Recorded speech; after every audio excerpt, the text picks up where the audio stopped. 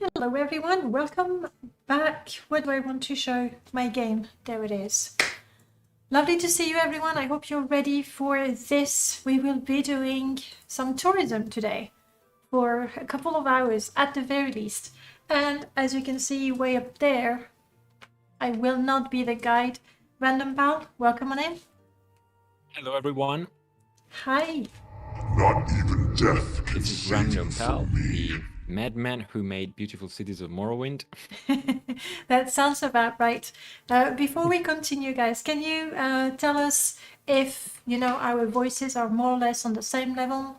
If I need to put a little more gain on, well, probably RandomPal rather than me. I'm usually loud enough.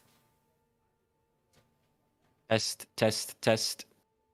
I'm really loud and clear in my ears, but, a little more gain on RandomPal. There we go. You are now even more powerful. Test. Is it good now? Chat will tell us. They are on the same level. Okay, Alva, hello. Denina, hello. Zero Fox, hello. Prof, hello. I've seen Baka. I've heard Skink. Welcome, Skink. And Variel was here from the very beginning. I think I missed. Oh, that was you followed. That's. Oh, and Tapenheinz, hello. Welcome on in. The song that you were hearing at the beginning is a remix of Nerevar Rising for Skywind. That's the song we were listening to. Easy, welcome, happy lurking. All right, we are now in Seydanin because that's where everything starts.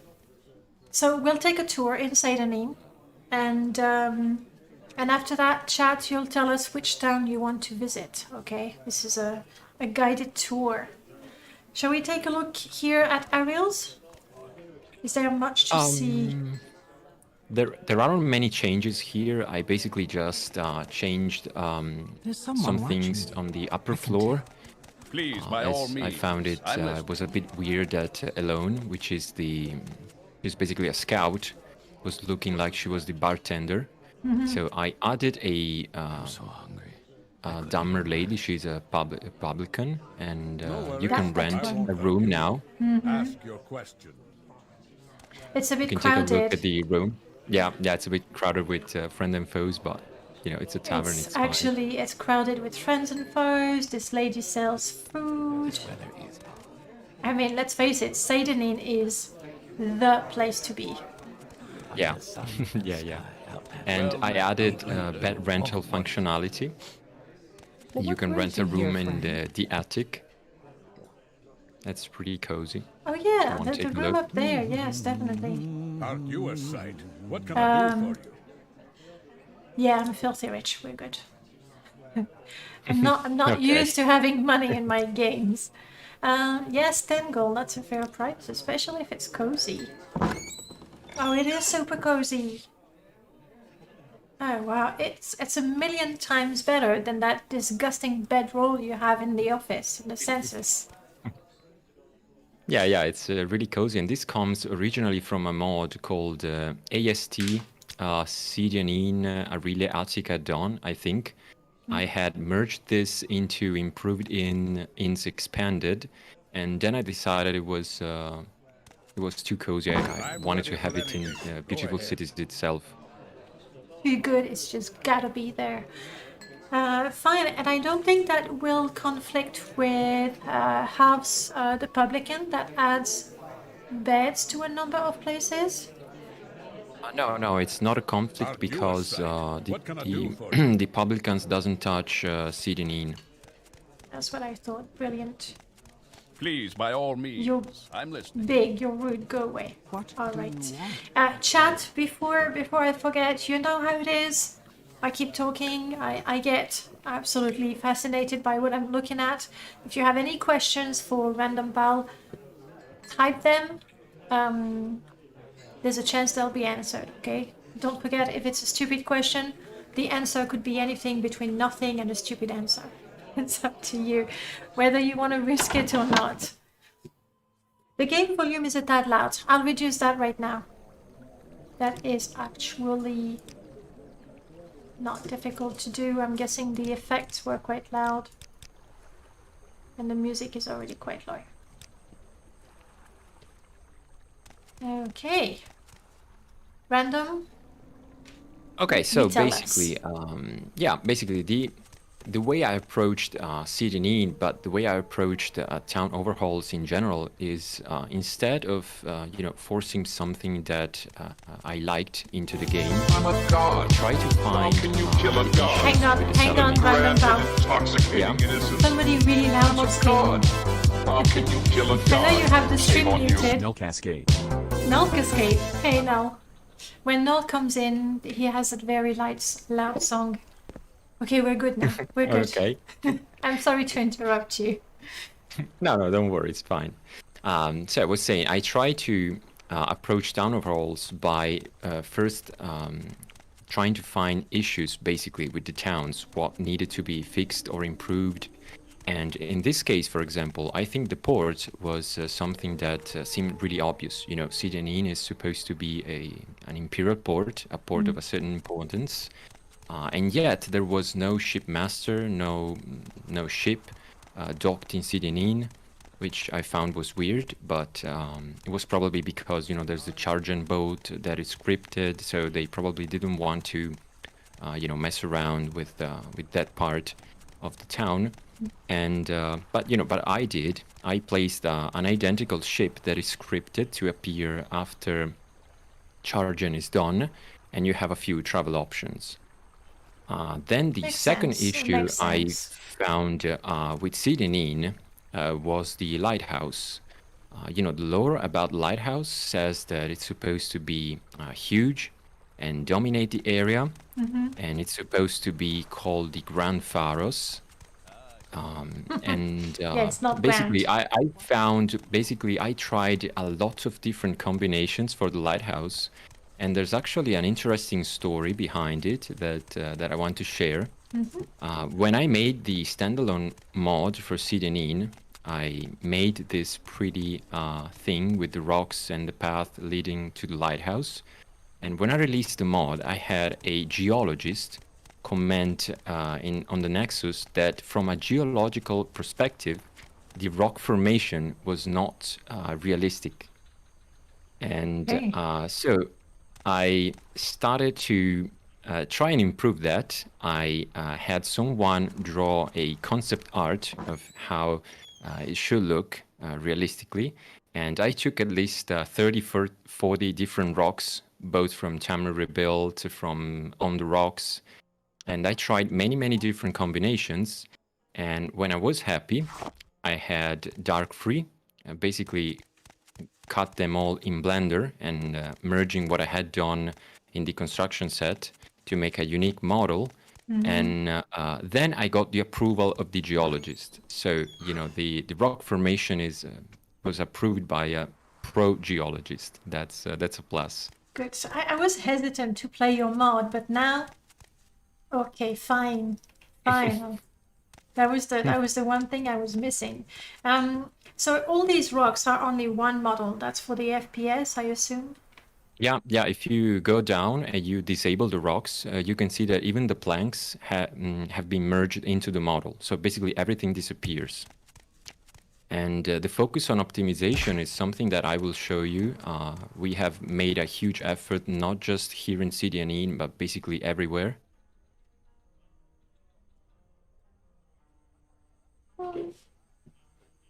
Naked lighthouse. As you can see, everything goes away. It's basically just one single module. Yeah, for sure. When you're adding so many things to towns and then to the game, optimization is definitely a priority as well. Yeah. And then, something we also did in general, and I say we because I believe this is a community project, not just my personal mod, is, of course, there is a more clutter scattered around, but on this point, I feel like I can say a couple words more, in the sense that I think we're all familiar with the fact that Morrowind is, the base game is basically empty, barren, right? There is basically nothing in the towns, just a few barrels here, a few crates there. And of course, it's impossible to tell a story without using some objects, but I tried as much as I could to respect the original aesthetic of the game. So there is a few more bits of clutter here and there, but not too much.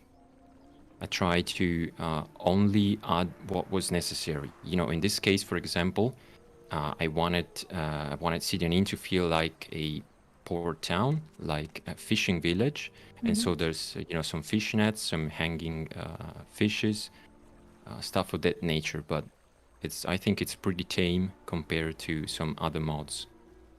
It is, and I believe concept art was a big inspiration as well. Yeah, concept art was basically one of the driving factor. You know, I basically wanted to enhance the game as much as possible by fixing instances of lazy design. And the second goal was to introduce concept art elements. Those were the two key points. And I think yeah. No, go ahead. I was going to say in Balmora was there element. Sorry, in Seydanin. I know Balmora has a lot of the concept art in it, but in Seydanin, was there a lot of concept art elements that you added? In this case, no, unfortunately, because we have nothing, no concept art material that is based on Seydanin. You know, if you want the canon stuff of Seydanin, you have to play Elder Scrolls Online. Yeah. And all of a sudden, everybody leaves the chat. That's it. Yeah. And, there is one thing about Seydanin that my purist soul is conflicting with, and is the Lighthouse. You know, as much time as we spent on the Lighthouse, I truly felt like, like I didn't have to change it. You know, like it was, in the end, it was fine. But I did a test before, I tried to revert everything to vanilla, the Lighthouse to the way it is in the base game.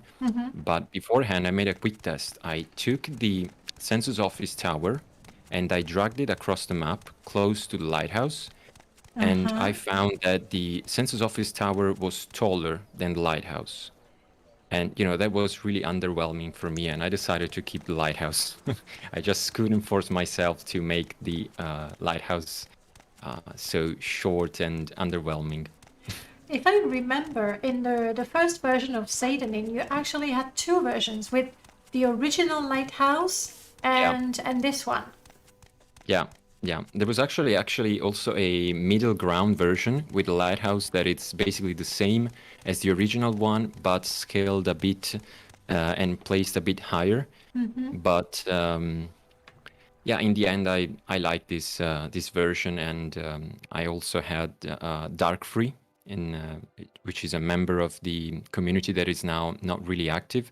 But Darkfree spent a huge amount of time on making the Lighthouse support. And, I felt it would have been rude to him to just cut his work. And, in the end, I like it. So it is. I absolutely love the paths going up. It's absolutely pretty. I am scrolling up in the showcase channel. It was not a long time ago that you were trying things out with the Lighthouse, weren't you? Yeah. I think it was just yesterday. Yeah, but the showcase channel, it's like. I think it wasn't actually in the showcase channel, but in the Beautiful Cities. Yeah. Of course, because you now have your own channel. That might be okay. Let's try to. That might be easier to find it. Yeah, here it is. Now let me show everyone what I'm looking at. There we go.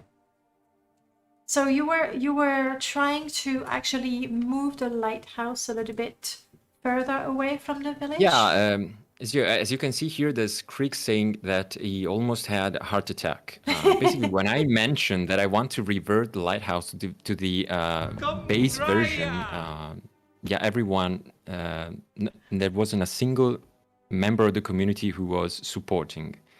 Seems like everyone likes the new design, so I thought, I might as well take it even further. Keep what I currently have that people seem to like and try and improve it. So I think there was an overview shot, because apart from adding that little island for the lighthouse, you do you edit the landscape? Yeah. Basically, I You cut the caved landscape that, yeah. there. Yeah.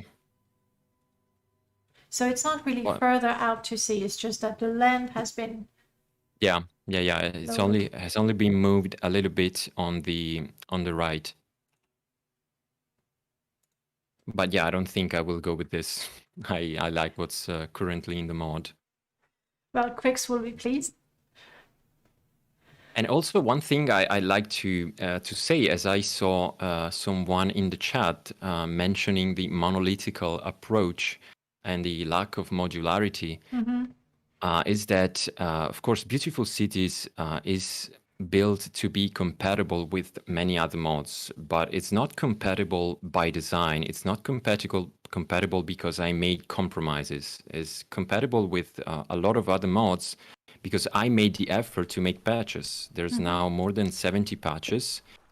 And, this means that if I want to make something of this scale and have it compatible, I cannot have modularity. It's just something that's impossible.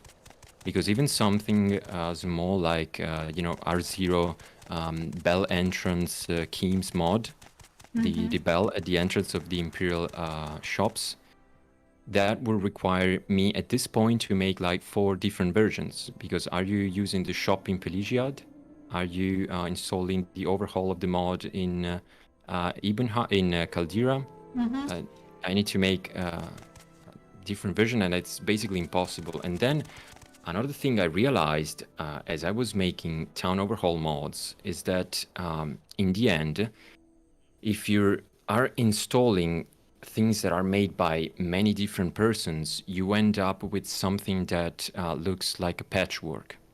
And even let's take Temur Rebuilt. They have a lot of modders, but they have a review system, so the final result is coherent. When you are using things made by 20 different authors, so every city was made by a different modder, you basically end up with a patchwork. So me personally, if with the approach I have today to modding, I think if Beautiful Cities wasn't a thing, I'd rather play with an unmodded game as far as town goes. So yeah, in a way, I'm not really interested in modularity, and I think that one single project that has a coherent style for every settlement is the way to go. This is what I have to say on the matter, basically. And like originally you started with something modular. You had Seat of Power, you had different cities.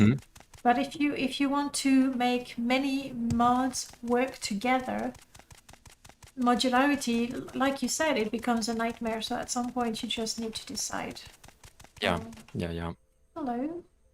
You're fine. It's not attacking me. That's good. I'm dressed properly. Occasionally I have not a bandit. I have to kill people if they wear something wrong, and I need to find out what they're wearing. It's quite gruesome. It's a lot of people already. All right. True. If people still want something modular, they can use the first versions actually of your city overhaul.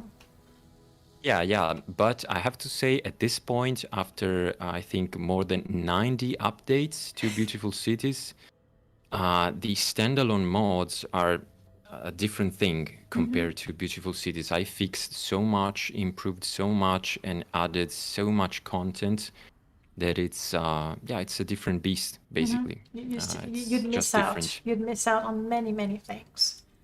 Yeah, mostly polishing, I would say. Yeah, so like making everything work together is really quite amazing.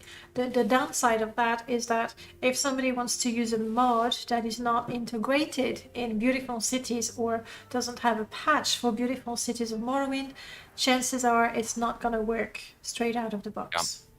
Yeah, unfortunately not. At least as far as location mods go. Let me catch up with the chat real quick. Super great work with those.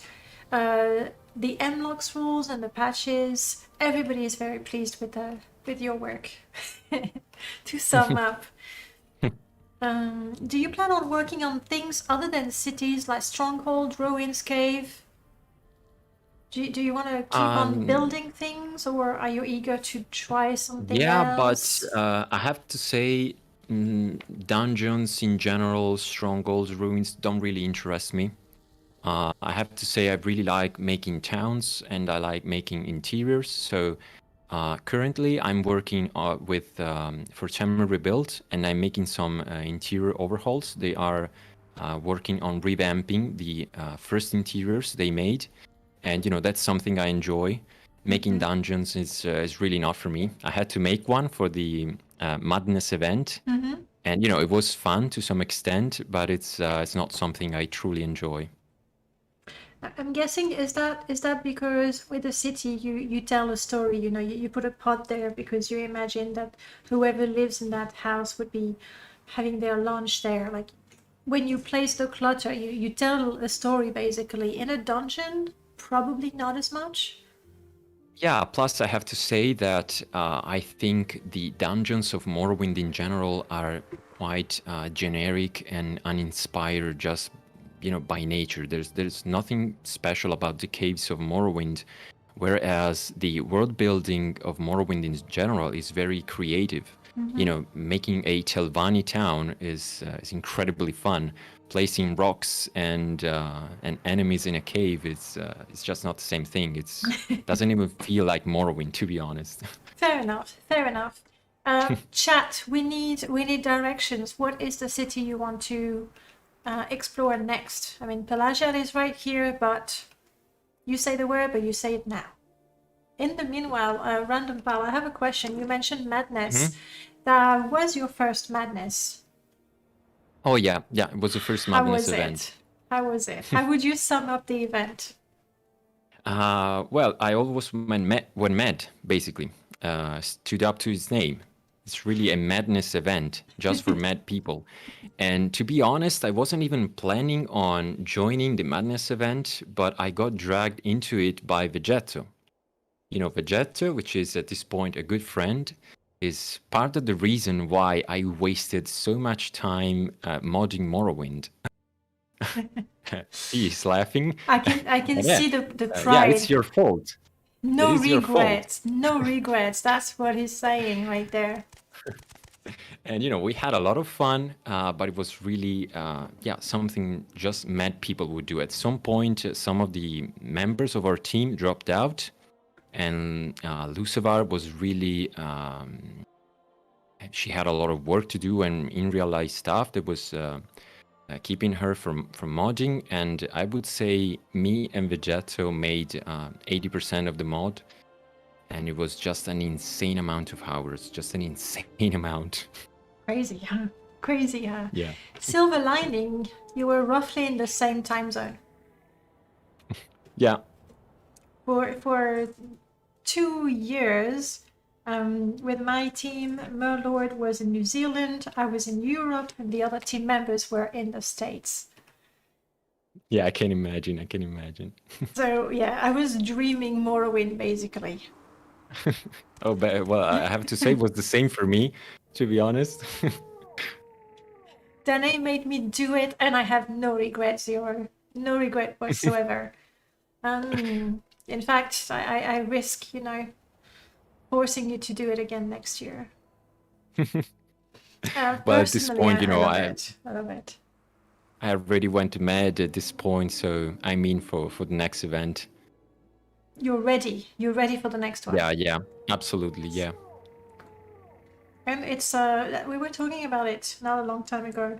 The best part about Madness is that the mod you produce is better than anything any of the individual members could have done.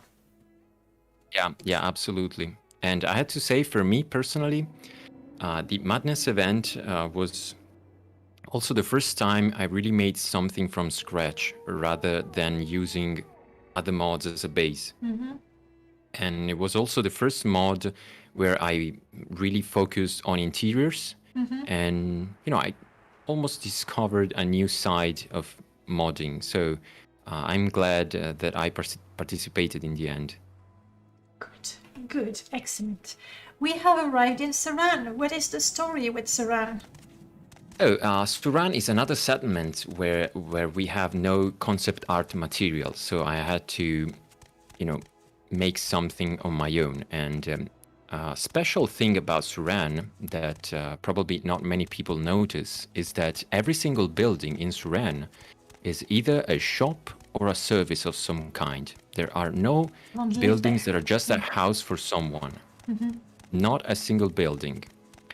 And, this coupled with the fact that Suran is a Hlalu settlement and that dialogue says that it is supposed to be a busy port city, made me, think of Suran almost as, as a trading hotspot, as a vacation town of some sort. And so I enhanced this side of Suran. I basically made it look more like a proper trading town and like a beautiful place where rich Hlalu go on holidays, basically. It's just a bit prettier than before. And as you can see here, we also I also used white Suran as a base. There is an optional file where you can switch Suran to use normal textures. But I really liked the idea of the Pearl of the Ascadian Islands. And so I went with the white textures. I think the city looks better in the day when the weather is clear. And the main additions here are, the busy streeter port with a warehouse built under the streeter port, then the dock and the dock extension. Yeah. There's a few new There interiors. was nothing in vanilla in terms of docks. Yeah, and this is also something that I found on Melchior Dock uniformity list, that that the dialogue says that Suran has a port, has a dock of some sort, but in the base game it doesn't. Shortcut. Nice. A lot of the assets are either TR or from Of Ashes and Blight. In the first versions, like Seat of Powers and the individual cities, you weren't using these assets. They were not out yet, in fact. No, when I made the mod, I basically used Docks of Suran as a base, and that mod was using Momo's original assets. The fishing ones? Then I discovered, all the fish-related clutters. Then at some point I realized that Tamriel Data had merged this model into the repository, and they had also improved the assets by making them use vanilla textures, optimize collision, and stuff like that. So I made it all use stuff from Tamriel Data. And I think this is another pro of Beautiful Cities. The fact that I'm using Tamriel Data and Of Ashen Blight data assets, on one hand allows for more interesting bits of clutter, and on the other hand also sort of smooths out the transition between the base game and the modded content if you're using Of Ashen Blight or Tamriel Rebuilt. Yeah, that's like always... for example... Sorry, go ahead. Yeah, for example, Tamriel Rebuilt has a lot of fishing-related clutter that you never see in the base game. And, I scatter it around. I've always found it quite waterfront guard. The shiny glass shield, well done, is to match your face. Stylish. But I've always found Tamriel Rebuilt and Vvardenfell are like two different worlds, basically. When you can swim for 5 minutes. Yeah. And you're there. And yet, they people would have different faces, different armor. The buildings would be slightly different, so... I agree with you 200%. To see some of the TR assets in my Vvardenfell, and obviously some of the vanilla assets are also in TR. They still have their own personality. Like, they don't look like similar towns at all, but they don't look like different planets either. So I really like that. Yeah. You mentioned And, a you know, few in... to- Sorry. Yeah. This side, these are the interiors you were about to ask about. Yeah. And you know, to keep consistency with the way Suran is built in the base game, they are shops. There's no one living here just like that. They're all shops. This is a bookseller. This was a service that the only service I think that Suran was lacking. Mm-hmm. And then there is a Nord-themed bar. Ooh. And then there is a vacation house you can rent, basically. As I wanted to push that holiday town theme. Don't tell anyone. We'll take a sneak peek. The owners will never know. It's a very simple house. The prettiest part about it are probably the rooftop decorations. Yeah. These are not, I was gonna say, they're not original Blalu pieces. No, I meant just the exterior, actually. You Okay. can I like go that up. too. I like that too. Yeah, these are just vanilla pieces.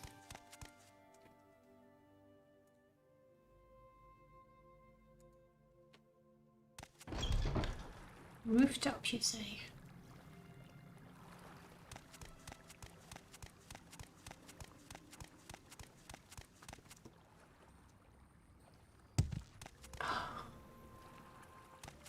And the view. Yeah, when beautiful you view on the when you Scandinavian Islands. you rent it for a week, a day, or how is it? You can rent it for a month. It's basically the only option. He'll rent it for a month, or if you want, you can stay in the tavern, because the house is owned by the bartender of the Nord Tavern that I added, which is this building. Definitely taking a look at the tavern. That's something like in Saran, you can go to the Earthly Delights, fine, but honestly, not all of my characters really care for naked dancers. So, Yeah, I can imagine. And there's a naked Nord here. Yay! Well, obviously. It's not exactly stylish either. I can see that maybe the customers are a bit more rowdy, but... Yeah, it's a mess, yeah. It's good. It's good. So you can choose. Why a Nord Tavern? Just because I wanted to add something different. And but this originally comes from a mod that was merged in Beautiful Cities, which is Suran Waterfront. Mm-hmm. And I decided I found it personally that it was a bit eccentric, a bit weird to have a Nord themed bar, but at the same time also original. And as I want to sort of respect the design of the authors who made the original mod that I used, I decided to just improve the bar a bit, fix it up, as it had a lot of tiling issues and stuff like that. Mm-hmm. But I kept what the original author had made. Basically the essence of it. Oh, nice. Yeah. He's some sort of master brewist. He has some unique ales of his own creation that he can sell. And yeah, this is his brewing station. The Ascadian Screamer. Yeah, there's also, he'll tell you about the ales, if I remember correctly. Specialty ales, vacation home. Yes, so I could rent it. I'm not interested, I've already seen it, but he doesn't know that. It's too late. Mm-hmm. Is that where you put your umbrella? Or you put your weapon basically. before you come in? Something like that, yeah. Oh, nice. Are there other interiors that are new? No. These 3 buildings are the only new additions. And then, as we are seeing now, I also obviously integrated the concept art balconies that were made originally for Balmora in Suran. Oh, I was thinking people are not doing anything. It's because I stopped them. Sorry, guys. So there you go. No, I'm sorry. All right, let's not talk to the drunk person. Let me catch up with the chat. Become and Wares have really brought Vvardenfell and the mainland closer. I would agree. I would agree, yes, together. What I love about Beautiful City is how it didn't feel modded. It feels more like a Morrowind plus version. And that was an important aspect, I think, from the beginning to make something that fits. Yeah, I personally made a huge effort, or at least I tried as hard as I could to make everything feel coherent with the base game, to not have things that would feel too moddy, because I personally don't like it. Yeah, there was a huge focus. Hard when you have those assets and they're beautiful and you love them and you want to use them. Yeah. Yeah. I know I've been guilty of that in my own houses where like, I just love those curtains. They don't fit, but I just have to use them. So Yeah, I understand it. Yeah, I really it's like a this real model. struggle. It is. It's really difficult. Wells really help with Ashfall, yes. I mean, I don't have Ashfall installed here, but obviously Beautiful City has its own interrupt, I'm sure. Yes, I remember. So that anything it adds, Ashfall knows, including the Wells. That's a lovely model. I see someone is asking if animated people are integrated in the mod, and the answer is no. There's for people who want animated people, there's an animated Morrowind patch, or they can use Friends and Foes, as that also adds animated NPCs. Right now, actually, I do not have animated NPCs. Oh, okay, yeah. So the junk is Friends and Foes. No, but you're right. Like Friends and Foes and animated Morrowind and Beautiful Cities. Okay. Are meant to all work together. But you're good? No, you're not good. Here, catch.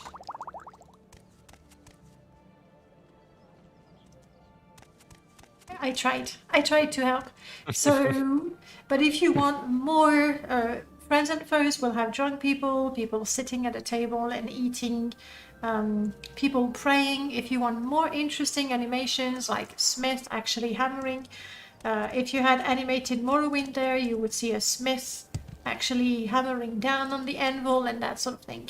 New animation features in MWSE should make for some cool compatible mod. Yes, we're really looking forward to all of that. Cutting back. Also, one thing worth mentioning is that some of the patches I have made are not just patches. For example, the animated Morrowind patch has a lot of improvements, and the NPCs are using items from Tamriel data and of Ashen Blight. So, for example, the fisherman will use the wicker hats, the smith will use the smith apron, and stuff of that nature. Nice. Will we finally get Lovers and Legend? I don't know, Prof. Maybe when that mod comes out, maybe everybody will start playing the game instead of modding it.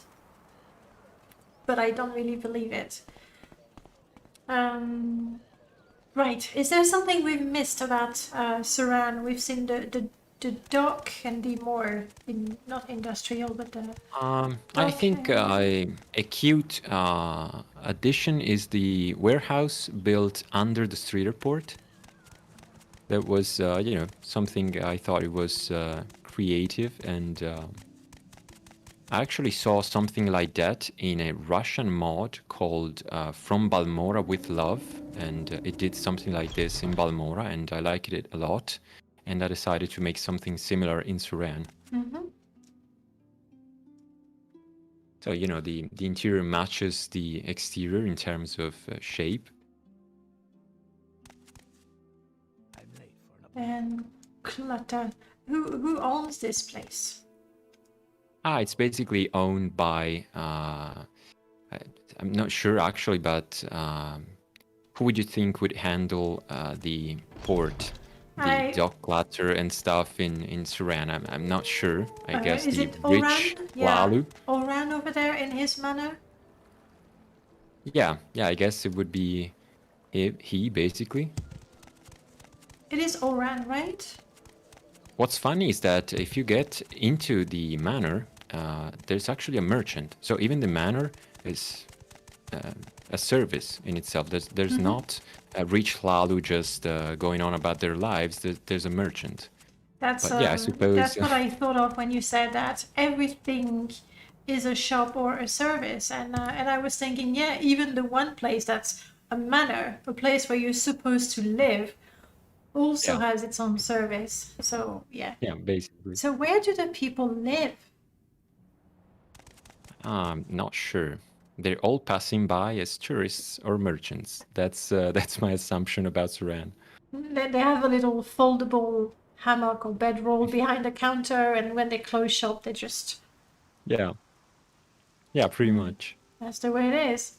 That's the way it is. And the weather is getting bad, so it's time to go and visit some other place.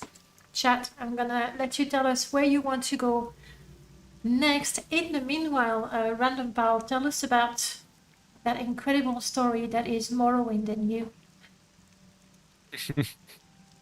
Well, my story with Morrowind is that, like most of the hardcore members, I started playing Morrowind when I was a kid, basically. Then I got back into Morrowind, I think 5 or 6 years ago, and I followed a modding guide. I think it was the Pastebin guide, which made me install 1,000 different mods. And after I had installed 1,000 mods, I wasn't happy, so I started installing even more mods. And at some point, I ran into incompatibilities. And I decided to learn how to use the construction set and made this mod compatible with each other. And that basically started my Morrowind modding career. And Your descent I think into madness. Yeah, exactly.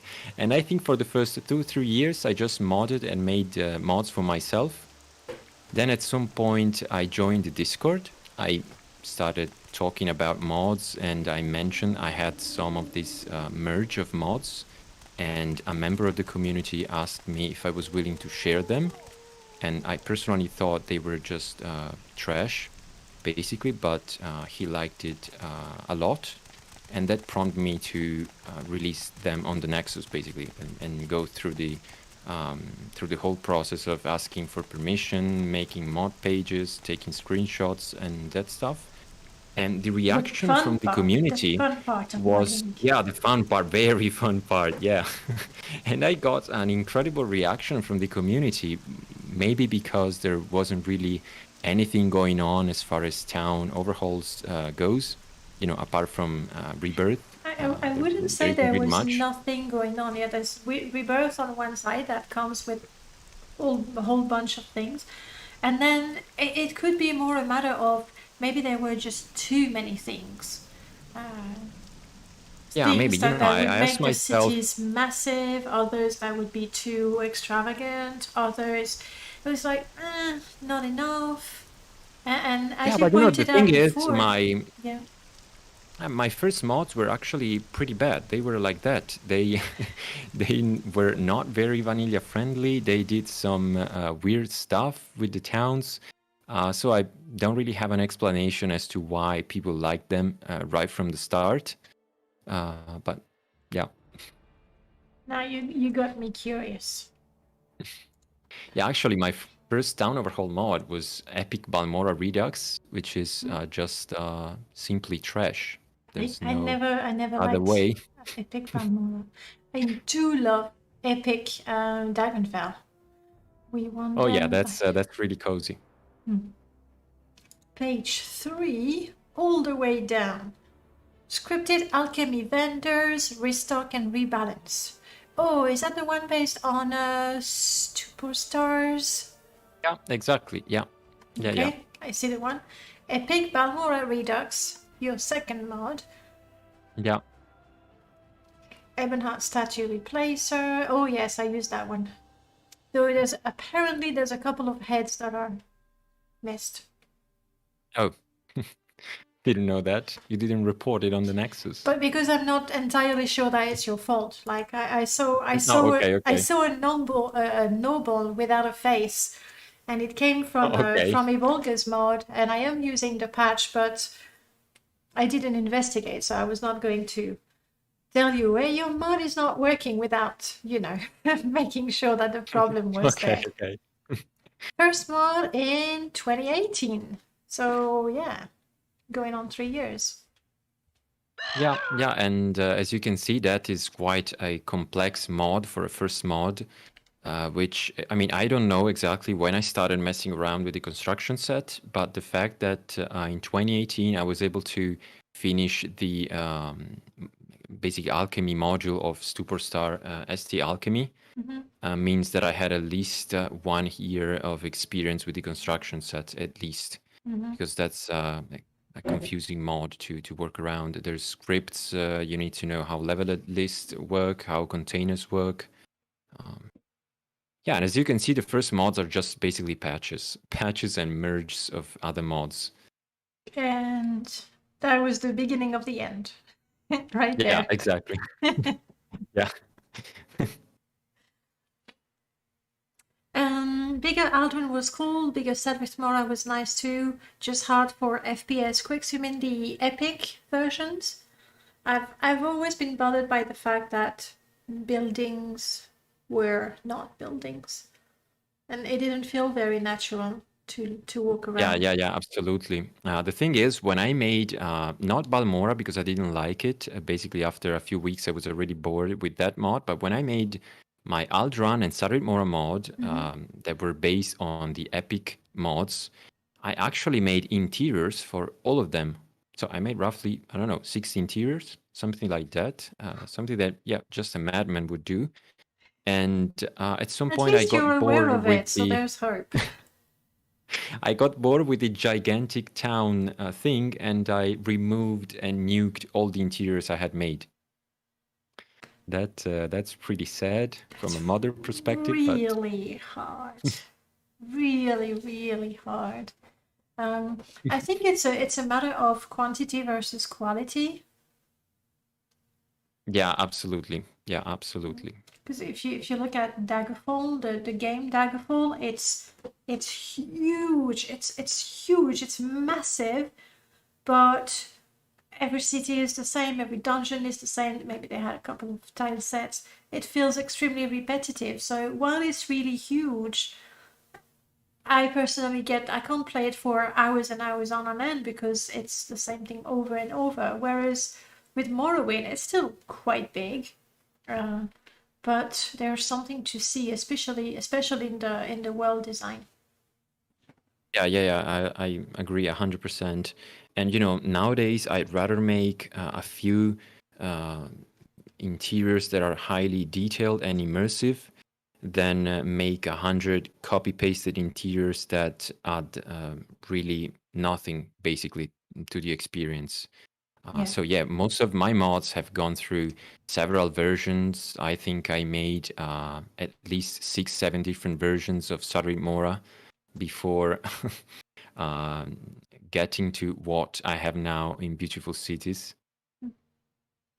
And honestly, personally, I would download a mod that nicely details You finally one arrived. interior rather than a shop overhaul, massive total redux.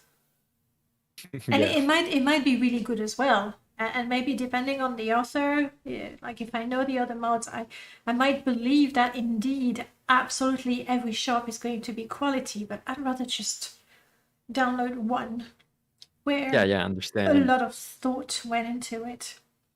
Sam, welcome on in. Thank you so much for the follow. I thought Morrowind was the ultimate copy pasta. There's a lot of it, Magaponzo, but because it's not randomly generated like Daggerfall, not completely. Okay, dungeons, we were talking about them. Dungeons do feel quite a bit samey. Occasionally there's the one where you have submerged Dwemer ruin, you have a tomb that leads to a Daedric ruin, and I like those where there's two different tile sets basically, or two different environments that collide in one. Those are good. Blood Moon Barrows, Ice Caves, oh god. Yeah. Yeah. Like Beothia's pillow books under a pillow, a guar a shack, etc. The sort of little details that make you feel like people live there.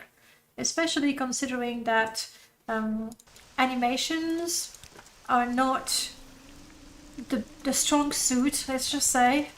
Animation is not the best part of Morrowind. NPCs, they just stand there or walk about. So you need the room to tell you what's happening, to tell you what the story is. So if it's just bare and empty, meh, not that good. Yeah, absolutely. We have arrived in Vivec. What's the story about Vivec? Then, okay, big Vivec. This is a big one, exactly. So the thing with Vivec is we have some concept art material, right? And the concept art that we have shows that the cantoons of Vivec are open. Mm-hmm. And so one thing I did is I made the cantoons open, but, and this might be, a bit controversial for concept art fanatics, not every single cantoon is open. Because when I was working on Vivec, and I do this quite often, I go on DeviantArt or other sites that have artists sharing their artwork, I stumbled upon a 3D render of the classic closed dome cantoon. Mm-hmm. And, when you see it with HD textures and, in high quality, you truly realize how pretty the vanilla cantoon really is, and I didn't want that to go away completely. It is a middle ground between introducing new things, restoring concept art elements, and keeping what's iconic about the game. So for me, deleting the closed dome cantoon completely wasn't an option. I wanted to keep it.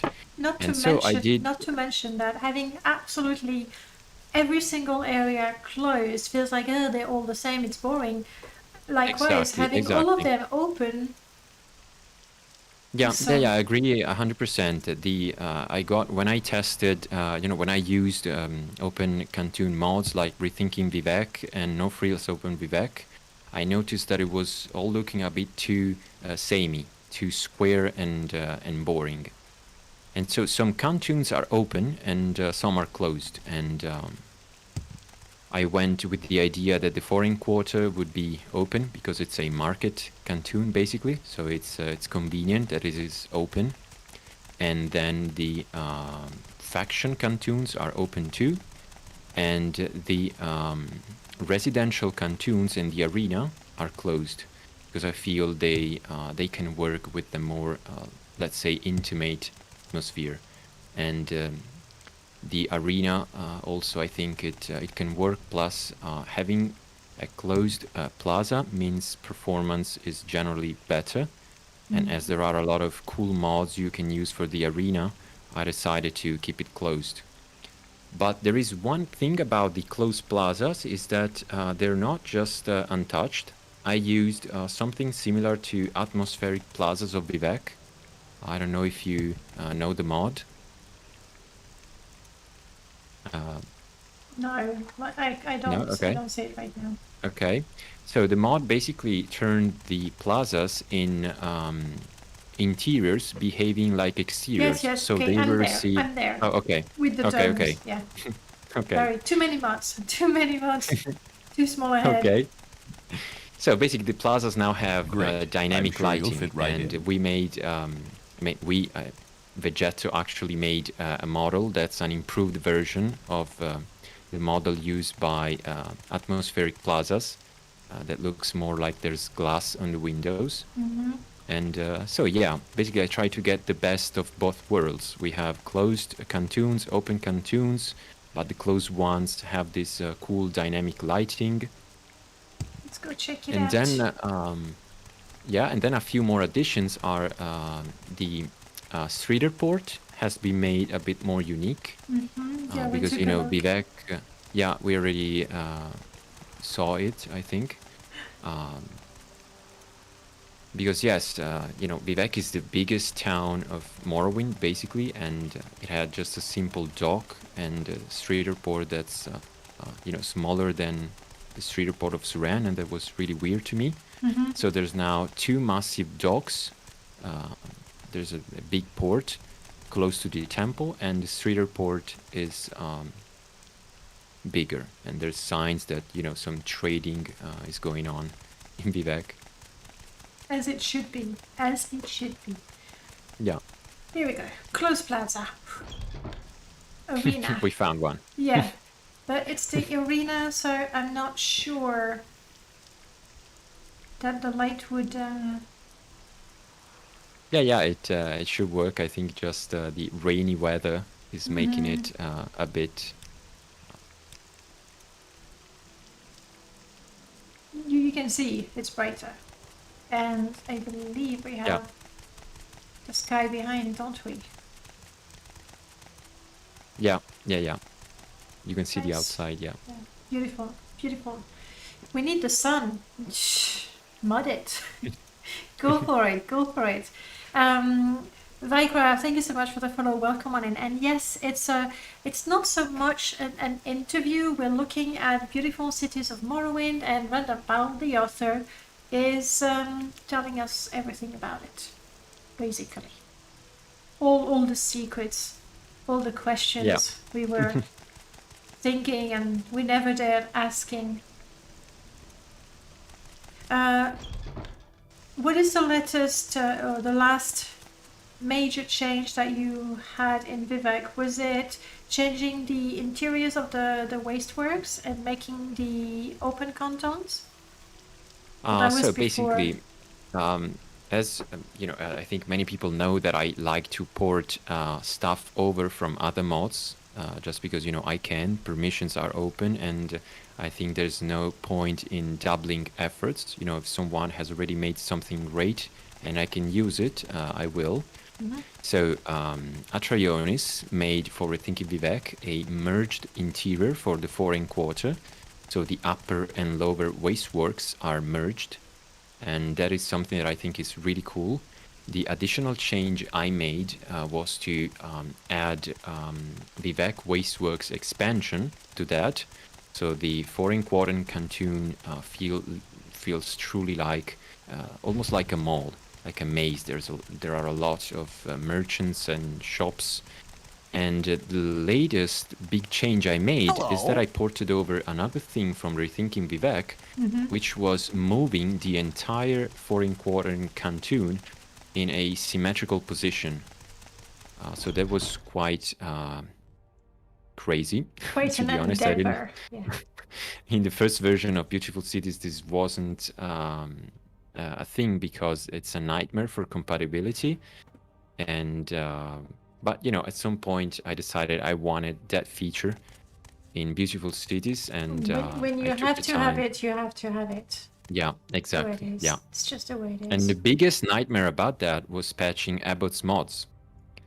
As you know, he went through the trouble of finding coordinates so that the gondoliers wouldn't go through the cantoons and would you know, go close to the waterfalls and even comment about the waterfalls like "keep your head low," and you know, I had to get the same effect. I've and that rarely was really seen one as time-consuming, lovely but, as you. Please, worth it ask in your the end. question.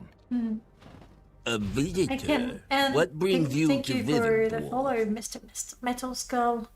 Yeah, I can imagine just getting all these coordinates and then going through the scripts, like Abbott scripts for gondoliers and boats. They're incredibly absolutely. complex. I mean, I can't code to save my life, so basic code is extremely complex to me, but that looked extra.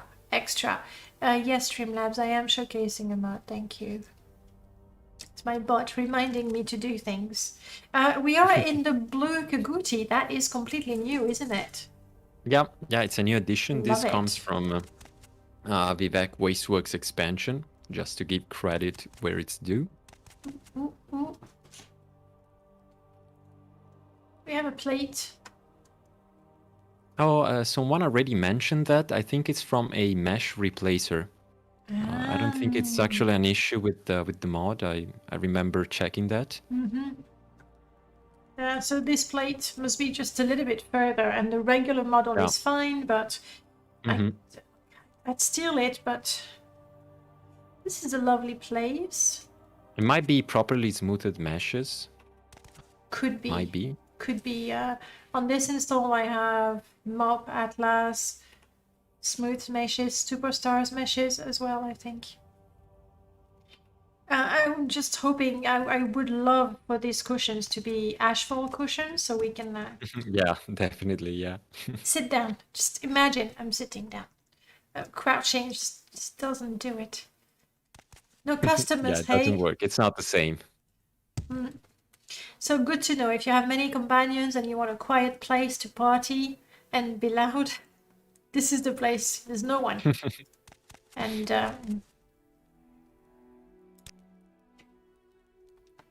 they have enough drinks to last for a little bit.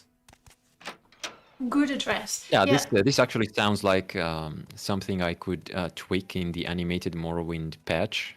Had a couple of people sitting there. Yeah, Probably do that. or just leave it empty and let people imagine why business is bad. Yeah, yeah, that can also work. Yeah. Or let me come with my companions and have a party. Yes, that's what I want to do. I'm a little annoyed with that replacer, that it uses the Imperial logo. Just, it clashes a lot. So ignore, I mean, this is vanilla. This is Imperial, and it shows. There's a pillow. This is interesting. Yeah, like there's a pillow somewhere. I did not dream it. Anyhow, so that is the foreign canton where the lower and the upper wastework are now one. I don't want to imagine the number of patches you had to make for that. Yeah, actually not as many as you would think, honestly, because there are not so many mods touching this canton, actually. Maybe more on But, the plaza. Yeah. The plazas and, moving the entire canton was quite the nightmare. But the interior stuff, not that much. But now the cantons are aligned. Well, it was well worth it. I'm going towards and the that's temple. Yeah. okay. The the position of the foreign quarter basically matches the paper map that ships with Morrowind. The original paper map. Obviously, the change is not for no reason. Yeah, it wasn't arbitrary. That's the word I wanted, thank you. Let's just move everything 45 degrees east and patch 25,000 mods and see what it looks like. So as you can see on the left and right, there are now two big ports. They are attached to the two cantons there. Makes sense. At least they have access to the sea. Yeah, It's and this is not delivered. something that's in the concept art for Morrowind, but it's something that's taken out of the Skywind concept art, actually. That works. Not necessarily the same thing, but I think it makes a lot of sense. That's pretty. Is that from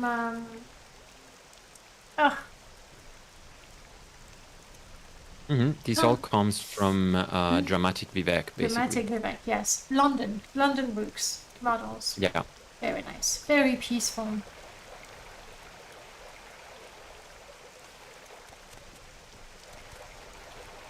We're missing I don't know, something to pray. Maybe a seat to meditate. Not sure. Now that's something that can be added, maybe. At the same time, less is better. Yeah, yeah. So, even as I'm saying that, honestly, this is nice. And now with Ashform, I can come with my own cushion and just plop it there, pull out my Sit and scuba pray. pipe, and maybe not here. We have a praying person there. The planter is new. That was not in the original mod. Yeah, I made some changes. It's not just, I didn't import everything from the dramatic Vivek cartoon. I have to say I didn't really like the two models used in these two particular spots by dramatic Vivek. So I made something different. The altar is from Seven Graces Shrines Enhanced, which is also merged into Beautiful Cities. And the planter is just, something I made on my own. No, it makes sense. There's something here, there's something there. There's something in all four corners of the plateau. Yeah. And this is not moved at all, so the Vivek Palace overhaul that adds the planet that is compatible. Yeah, absolutely. Nice. The Passage of Prayer by Leah Wind is compatible as well. Yeah, absolutely. Those are two, I think, must-have mods, by the way. I would never play without them. The planets, like, I prefer to have the lighter version, but the Passage of Prayers I really like to walk through. Yeah, the fact there. that the concept art palace is not merged is mostly because, it's perfectly compatible and has a lot of different versions. So there's no need to force the version I prefer the most on players when it works already out of the box. Yeah, makes sense. SpaceX, hello, welcome back. I don't think we took a look at the port on that side. Yes. Obviously, I do not know. Okay. Sorry, it was slippery. And a funny thing I can tell you about the port is that when I patched Abbott's boats, I noticed that the shipmaster in Vivek didn't have any real-time travel option. And, at first I thought, okay, Abbott got a bit lazy here. But as we know, he's a madman, and he made even a patch for Tamar Rebuilt, so it had to be something else. So I looked around, and if you look at Vivek from higher up, you see that basically there is no way a ship could ever go anywhere from the original port position. So he basically didn't make any real-time travel option because it wasn't possible. And what's funny is the boats coming into Vivek drop you exactly in this spot.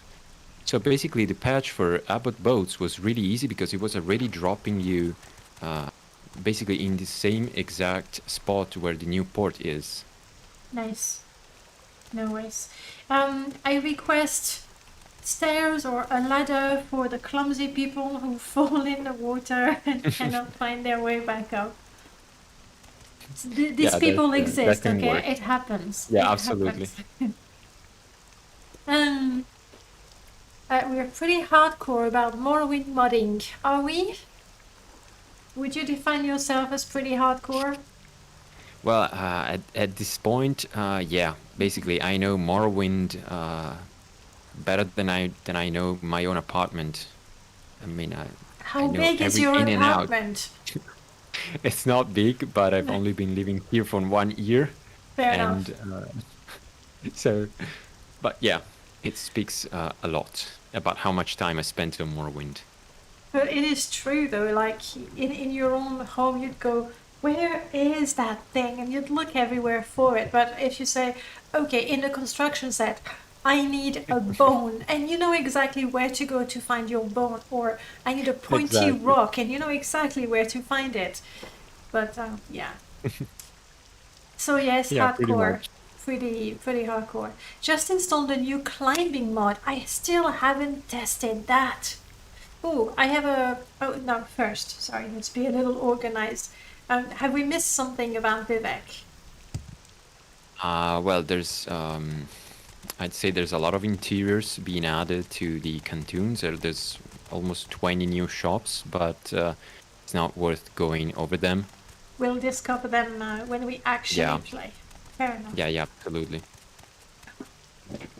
I need to make a patch for wares. Like if you have new shops. Oh yeah, there's quite a lot of new shops. That's my list of things from various mods that I need to do.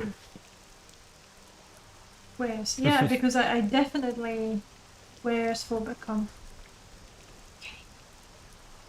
Sorry guys, I promised I would not update wares for a little while.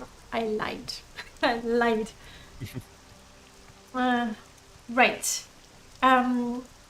Chat, we need to know where you want to go next. And while you tell us in the chat, I do have a question for you, RandomPal. Apart from Morrowind, do you play any other game, or are you fully focused on Morrowind? To be honest, I've not really been playing a lot of games for at least 6-7 years. So I'd say during the last year, I've only played Morrowind and nothing else. There are some games I really liked that have come out in the last years are basically just Bloodborne and Dark Souls. And Okay. that's it. And then there's a small indie game that's called Tales of Mayal, which is a roguelike game where I spent, Steam says I spent 1.5k hours playing the game over the last 6-7 years. So Fair. and that's it basically. Dark Souls, Bloodborne, Morrowind, Tales of Mayal. That's all. Okay.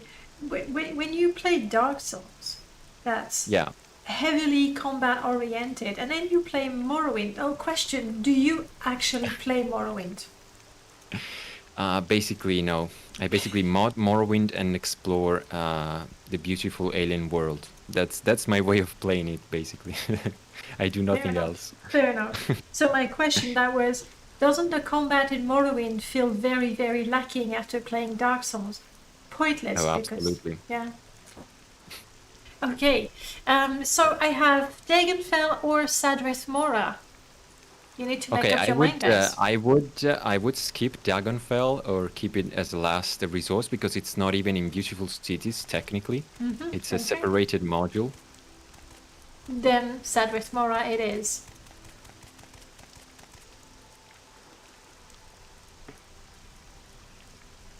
I see that Noel Cascade is a bit sad about skipping Dragonfell. Oh no, he's going to unsubscribe again.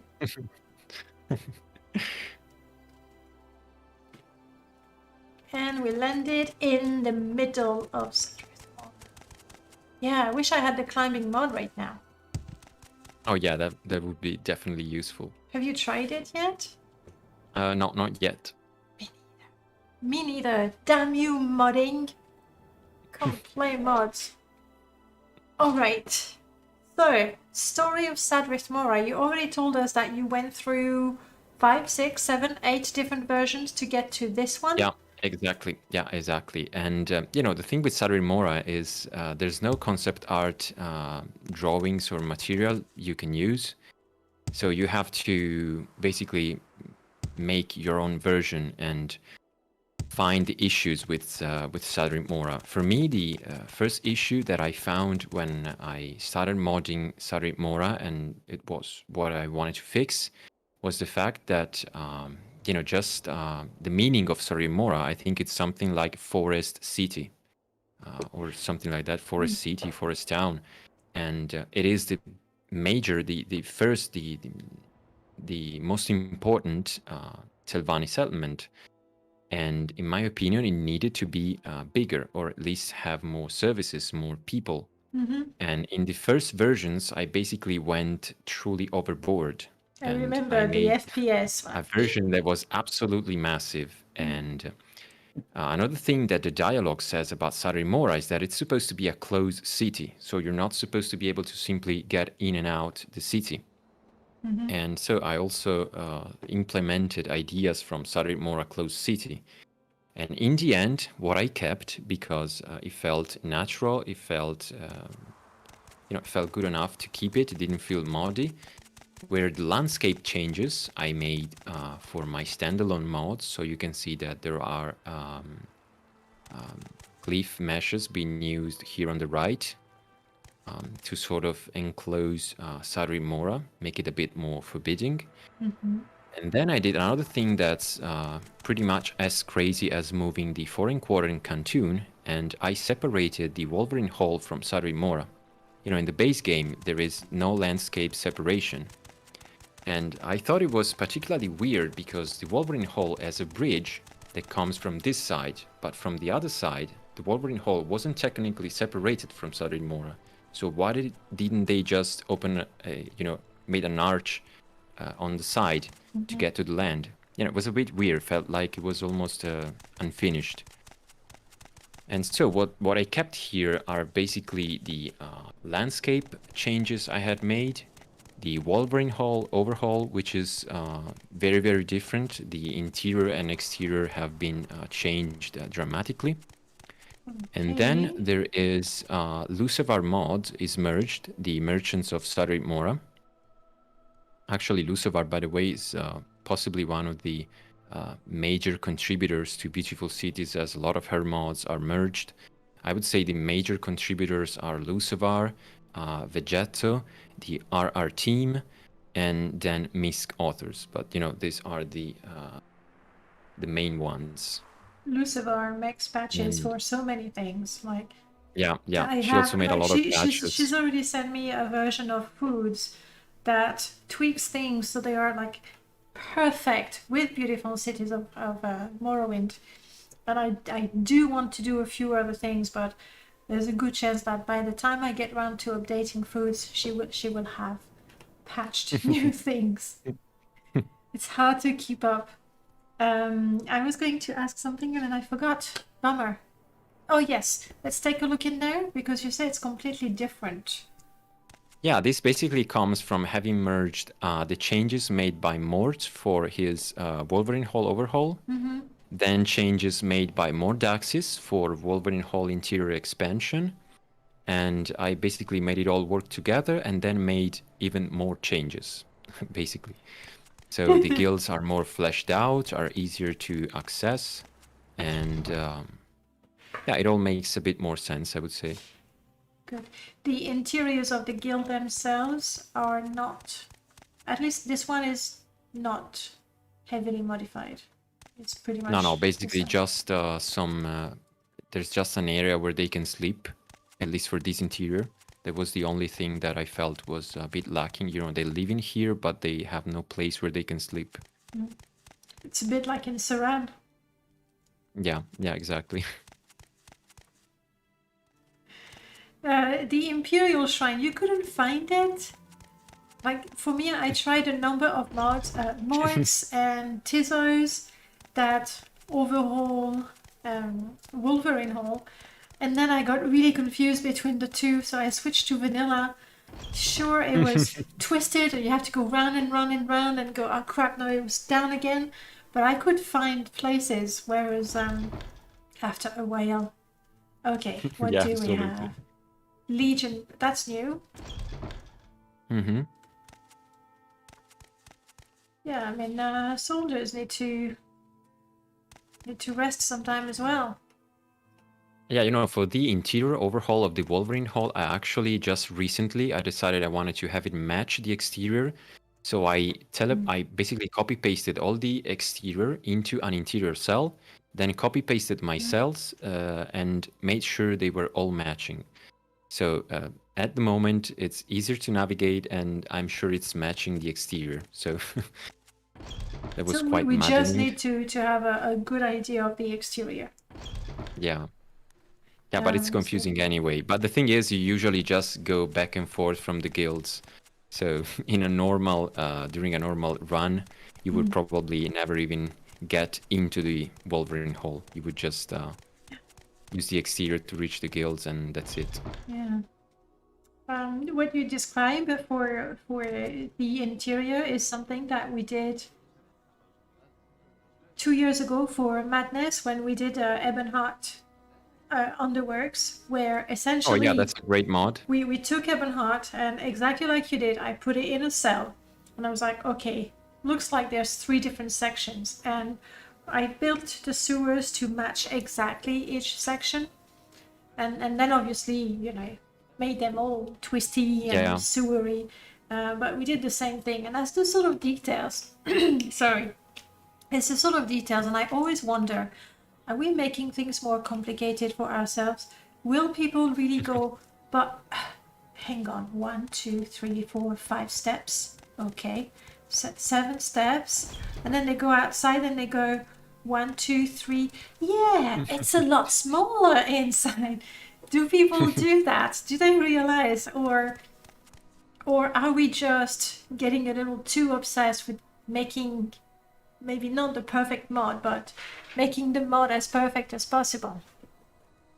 Well, you know, I think most people Yes. don't, but some definitely do, because I had some people comment on my mods like, you know, this house has 2 windows on the exterior, but inside there's only 1 window. Shame on you. This is triggering my OCD. So, you know, there's people who notice. Some people do, yeah. Oh, right. So when you install Beautiful Cities of Morrowind, you get to relearn Wolverine Hall, but when you do, it's going to be all logical and simple, and you will never get lost again. Yeah, basically the main point is that you can access every Yeah. relevant building from the exterior. Just there. That's So, brilliant. yeah. Mages Guild right there, Fighters Guild, and the shrine up here. But you see, I went up there because in vanilla, you sort of go through the Imperial Shrine and then Yeah. up the stairs. No, just the fact that these 2 doors are here, that alone is brilliant.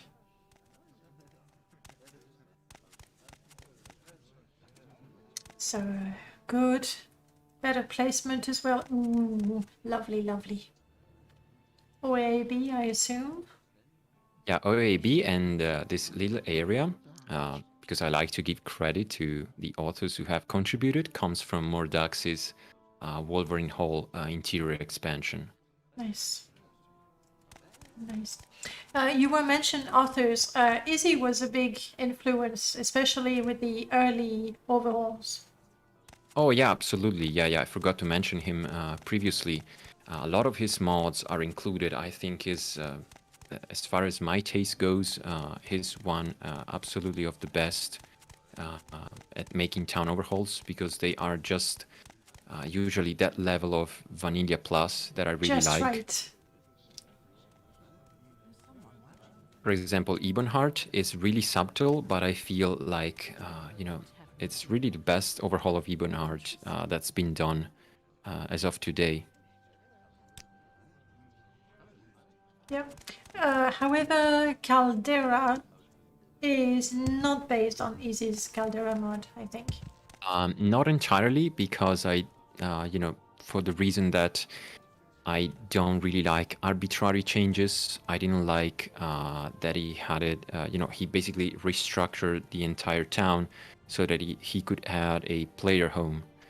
And, you know, I didn't want a complete restructure for something that, you know, Beautiful Cities doesn't do in general, like adding new player homes.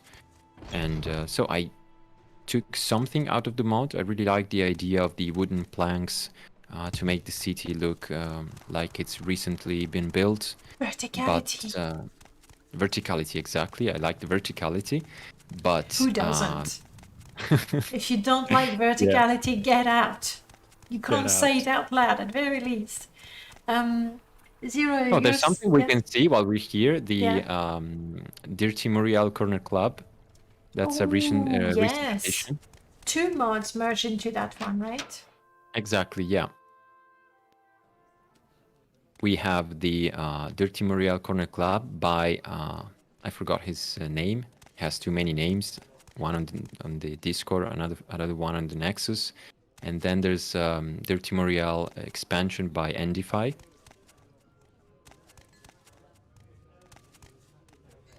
Get that loot. By all means, I'm listening. Tamriel, nice.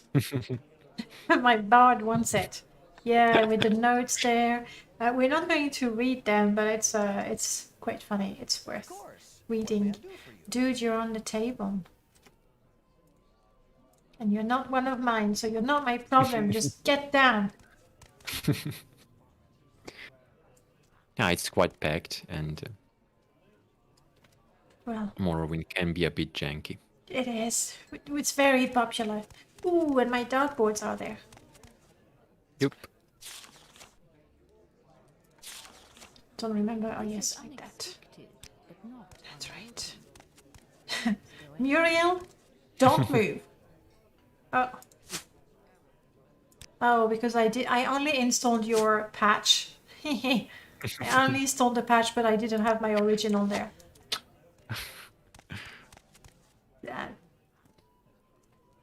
She doesn't have scars or anything, so I'm guessing most players are actually really good. Oh yeah. Why the Holy Wreath? Well, this was actually an addition made by the original mod. I liked it. I think he wanted to go for a Colovian Imperial theme. Festive And, sort of thing. please. Yeah, By all means, I'm listening. there's some creative touches here and there, but you know, I personally like it. That looks a bit green. Okay, I was gonna say that doesn't look super green, super healthy, but it's actually there's of meat. And that is, no one can tell, the basement part. I wanted to catch up with the chat real quick. It's sort of Wizard and Thieves Guild back and forth in Vvardenfell, yes. Looking at the comment section of Become, they do. Vegeto, I'm not sure. What was the conversation at that point? I'm sorry. I've done that with windows, counting the windows and then notice the difference. Okay, we'll be careful when we make houses. In my house mod that is not published, but I've been working on for 10 years, I put the windows. That was before, obviously, Melchior's gave us glow in the dark, where you can have the light comes through the windows. Amazing and it's mod, beautiful. yeah. Changes everything. When I don't have it, I'm like, there's something. What is it? Something's very wrong. Yeah, definitely. But what I did is I had windows that were actually see-through, and then outside the window I have that massive half sphere, and onto that I put a screenshot of the exterior, so that when you're at the window you see the exterior. It's a bit clunky, but that's what I did. So the interior and the exterior matches. That's what I wanted to say. My house that really will never creative, be yeah. finished. I guess it does. Okay. Somebody really likes archery there. Yeah, this is basically the area where the head of the guild has, you know, I like that there's it's a bed, a messy. desk. Yeah. Honor among thieves, that makes sense. I wish the hourglass. This is a miscellaneous item, if I'm not mistaken. I wish it was an activator so you could flip it and you get a message box that says time is up. That's Yeah, what that I would be want. fun. That's my request. Coin purse, that's OAAB, meaning that if I take it, oh, 30 gold. Yes, good stuff. Don't tell anyone, okay? I'm not supposed to be there. The joy of Morrowind collision, yes, especially with NPCs. We love them. I think, if I'm not mistaken, with Open Morrowind, if you bump into someone, they actually move a little bit. Yeah, I think it's a recent addition. That's nice. As much as I absolutely love Lua and MG and MWSC and all the sexy mods we get, that is a lovely feature. That is a lovely feature. So credit where credit is due. Not enough to make me Absolutely, yeah. switch, but very nice feature. Speaking of it, Pegasus Estate, when? I know exactly. As soon as I finish wares and friends and foes and foods. So 2090. I believe. 2090 goals. Yeah, though I realized recently that 2090 I won't be around to play mod, so I tried to convince Merlord to very discreetly change the emote that says 2090 to 2060. But It's a bit more reasonable. he didn't go for it, unfortunately. Unfortunately. Alright, let me catch up. An NPC in Rethen kept floating since he got caught on an edge of the collision of a planter. Do they import Durzak meat from the mainland? Directly from the sewers of Bornhold, yes. That sounds unintentional. What if you want to block a doorway with an NPC? Aha! I knew it. I knew. Oh, look at that model. That was that lantern. Gorgeous. Polovian lantern. Yeah. Tamriel rebuilt as well. You're right now. I take it back. That feature of open Morrowind sucks. Nothing beats MWSE. Part of a makeshift shrine to the divine created by prisoners. At this rate, 2099, that's even worse. I won't be here to play my mod when it gets magically finished. What is that here? I was hoping it would be a proper skooma, but no. Somebody already got to it. Great. Yes, hello lady. Let's visit the rest of Sadrith Mora.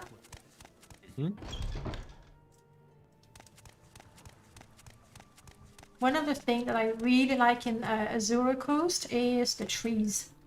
These, but absolutely. also the smaller ones, I just adore them. I would be tempted to put them in any garden I create, even if it's not the Azura's Coast, and I have to go, no, doesn't work. Okay, I'm gonna go clockwise. Tell us when there's something we need to take a look at.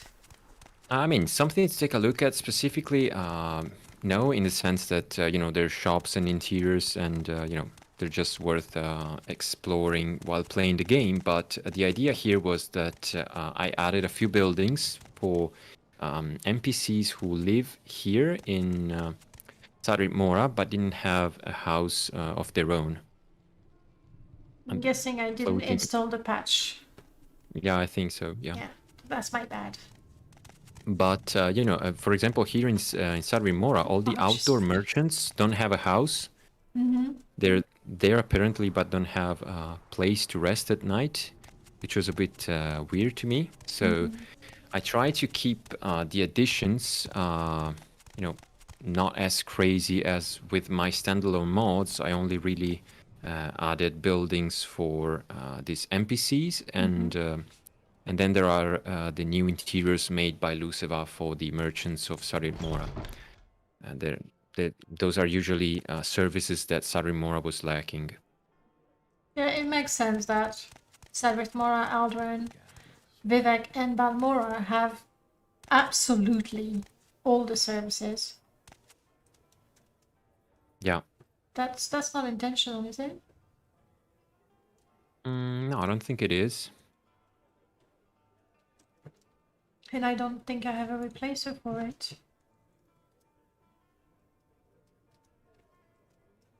Well, there's a funny crossbow here, and in fact it's a table, isn't it? Yeah, I think this might be something to fix. I mean, I like the idea of having the display like in Skyrim, and please do not unsubscribe, people. There are good things in Skyrim, not as good as Morrowind, but I really like the shield and the weapon display. I believe Merlord was going to code something during Madness, and we never got round to it. Hey, Albert! It's a trap pointing to the sneaky thief. Oh crap, moving out of the way. Clever. That is one thing that we're missing in Morrowind. Traps. Like Oh yeah, it definitely. is Scripted doable. events in general, I would say. Yeah, yeah. Though at the same time, you've played some Oblivion? Yeah, I have back in the day, so I Back in don't the really days. remember much of it. Like Oblivion added traps to the dungeons, like pressure plates and that sort of things. And at first I was like, oh, that's so cool. But after a while, it was like there were 3 different traps, really, maybe 4. And they just became annoying. Yeah, I can imagine that. But I still would love to see like ways to place traps in Ebonheart Underworks, and Abbott can confirm because he was the one dealing with all the scripts while we were breaking everything. But having just a few traps that we have in there was a lot of scripting, and it took a lot of testing to get just right. So traps would be nice. So Lua people, traps is your next challenge. Like that. I think Antares made a mod focused on traps. If I That's remember actually correctly, Dungeons and Diamonds. that's the one. Yes, he made a dungeon with a number of traps, and that's what we used. In fact, for Ebonheart Underworks, I took the tile set that he had, and I gave it the Imperial texture so that we would have Okay. more flexibility, because the Imperial tile set doesn't have that many pieces, and you can't really make twisty sewers with it. So we did that, and then we used his traps, but even then Abbott had to fix or improve a number of those. I like those log traps with a failing maze trap in Oblivion. Yeah, some of them, like especially the fun part of traps, there it is. I think that's it. When you trigger them and you go, oh, bummer, they don't usually kill you. It's just an annoyance. The real fun part is when you go, oh, hang on, I see a goblin over there. I'm just gonna push those logs, and then you look at the logs, just hoping, come on, come on. It's like bowling, basically. And then it's super exciting. So those are fun. Corpus or ghost in upstairs room are kind of like traps also. True, Mournhold introduced traps a bit. Oh, the part with the dart gang. I won't say exactly what it is. People who've played it will know, but personally, when I played that, I was so stressed. so stressed. I just wanted to get out. Prof, you've been building an ice fortress interior with retextured Imperial pieces, and there's not a lot there. No, there really isn't. How is it going, Prof? You only have a couple of days to finish that mod. We want it. We really do want it. Traps that don't kill you are for chicken. Just ask that. Yes. Yes. Traps, darkness traps are just deadly. That's it. There's no, intensity is just dead. That's it. That was so much fun when we did Demon of Knowledge. So that's 4 madness ago. I lose track. When we did Demon of Knowledge with Darknet, Merlord, Corsair, and myself, and Darknet was doing the dungeon bits, and he put the traps, and I was like, are those insta-death traps? I said, no, not really. I think it's just 300 hit points. That's insta-death. So he agreed to nerf it down to 100 or something. Yes, good traps. Right. So crossbow. Funny crossbow in the shop. For the that's next going to be version. fixed. Yeah. Sothersil, yes, with those blades, they're such a pain. Have you finished Blood Moon and Tribunal and Morrowind? I haven't. I haven't even played. There was a heavy silence. No. Then There was actually a bit of lag. But yeah, I haven't played them. No. It's a game. Most people haven't. I haven't finished Tribunal either. All right, so we have more traders. Yeah, basically, Saturday Mora now is improved landscape, better Wolverine Hall, more traders, pods for the NPCs who didn't have a place of their own, and yeah, and that's it. You know, compared to the crazy, massive version that I have as a standalone, this is quite different, I would say. Oh, and in the distance there is a lighthouse, the Tilvani Lighthouse. Oh, it's a gorgeous that model. Yeah, that's from the RR team, and I decided to move it here in Sarit Mora. Okay, let's see if I can find it without killing myself. Ooh, I see pink lights. Is that a special place where people go at night? Kind of. That's the Morak Tong Guild. Okay, no, that's not the sort of place I was thinking. I mean, who knows? Things with blades, I don't know. Where's the lighthouse? Is it closer to the docks? I think I see it there. Yeah, Okay. in the distance. I really need to have that climbing mod now. To do some proper parkour. Yeah, the lighthouse, you know, I think I decided it needed to be secluded, as lighthouses are usually in, you know, are a bit distant from the town itself, and I wanted it to be on the shoreline, so it's. That's where lighthouses are. Yeah, I can't jump that high there. There we go. It's beautiful. It's a beautiful place.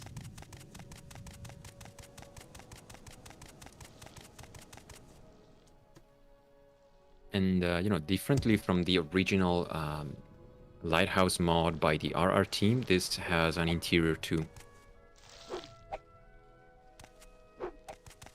Your lucky day, Quama Forager. I have no time to kill you. Whew. Ooh, it's magic. Oh crap, teleportation. Sneak peek. Ready, guys? There you go. That's all I'm gonna show you.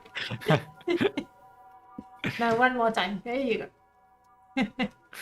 I think I could actually jump there. Nice. And you are?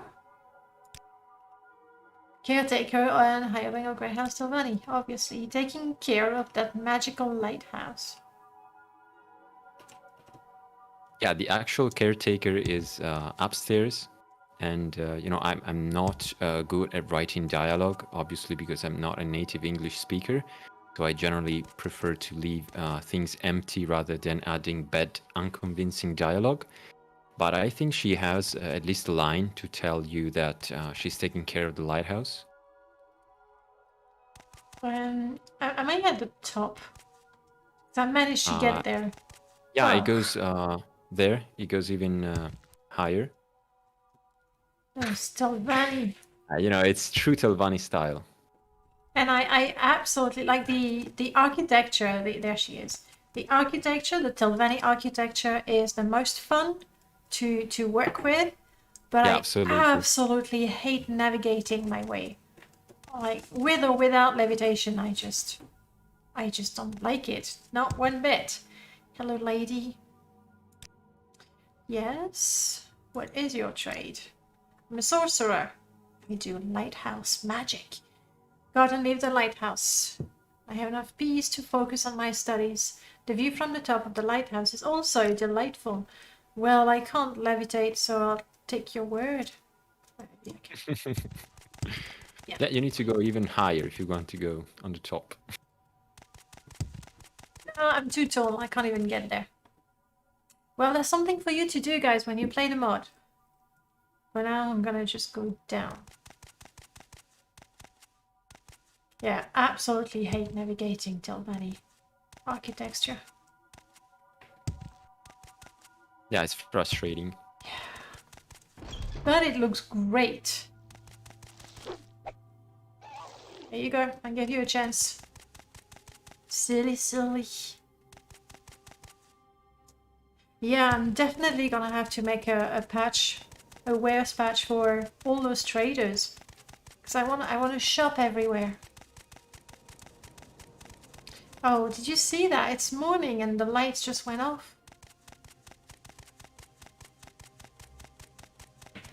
Okay, what else do we want to see? I mean, I think we've seen most of it. Right, Of course, the I'll go interior round. requires some time to explore, but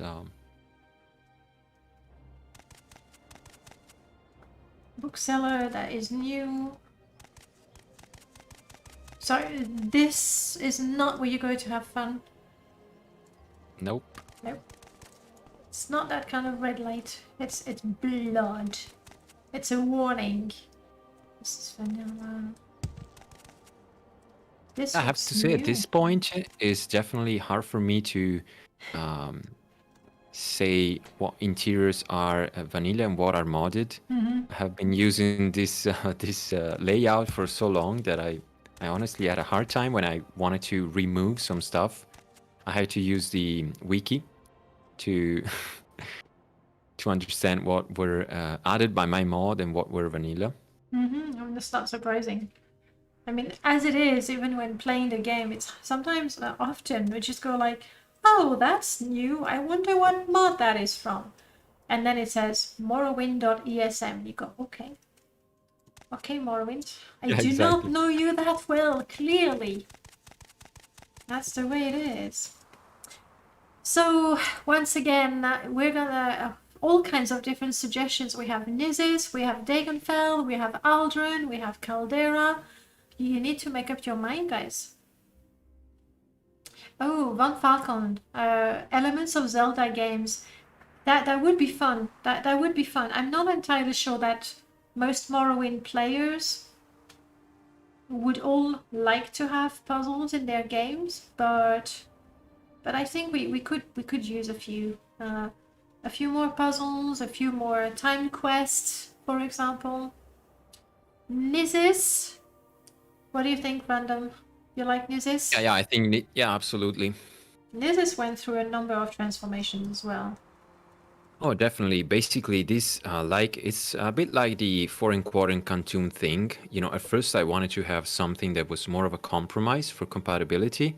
Then at some point I decided, you know, if I have to make more patches, I'll make more patches. But I need to have that mod into Beautiful Cities. And when I say that mod, I mean Hato di Velotti Nisis. This is probably one of my favorite town overhaul ever made for Morrowind. Because it has an absolutely bold approach. You know, they really made zero compromises here. I think it took roughly 3 months for the entire team to make Hato di Velotti Nisis, and they had people working on models, people working with the construction set.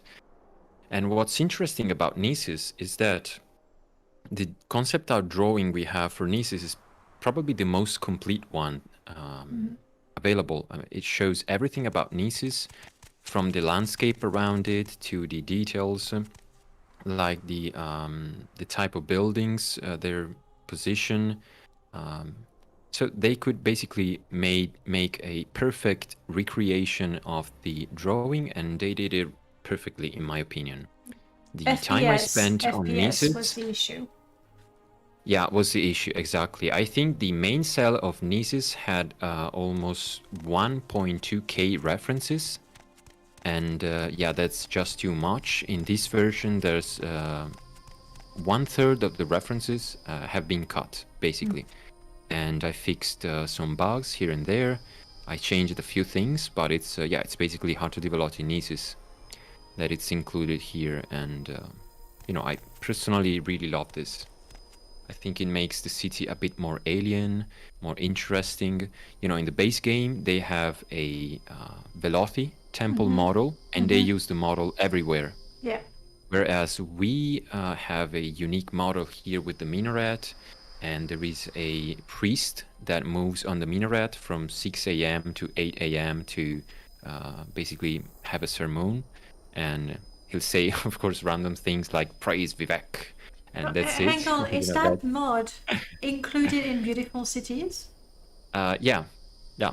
The full Oh, I version? mean, wait. Not that gigantic mod where you have the that guy reading the entire book. Oh, okay. This is more no. This is more of a simulation.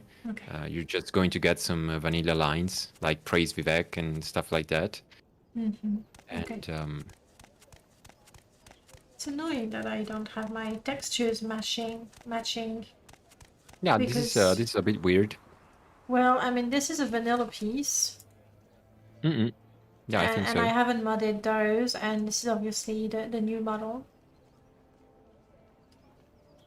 Well, that's for me too. That's for me to fix. This could be something with Project Atlas, I think. Maybe you have the standard texture, but not the Atlased version.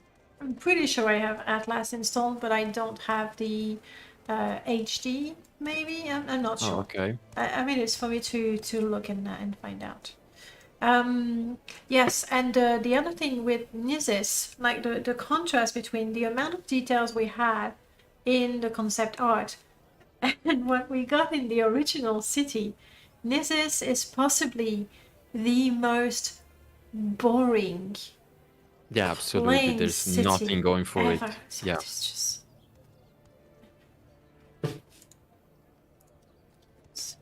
So now Yeah, we you know, have...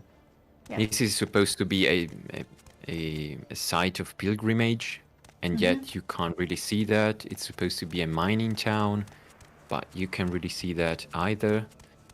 Yeah, it's really quite boring. Also with a strong imperial presence. Yeah. I like those tapestries behind.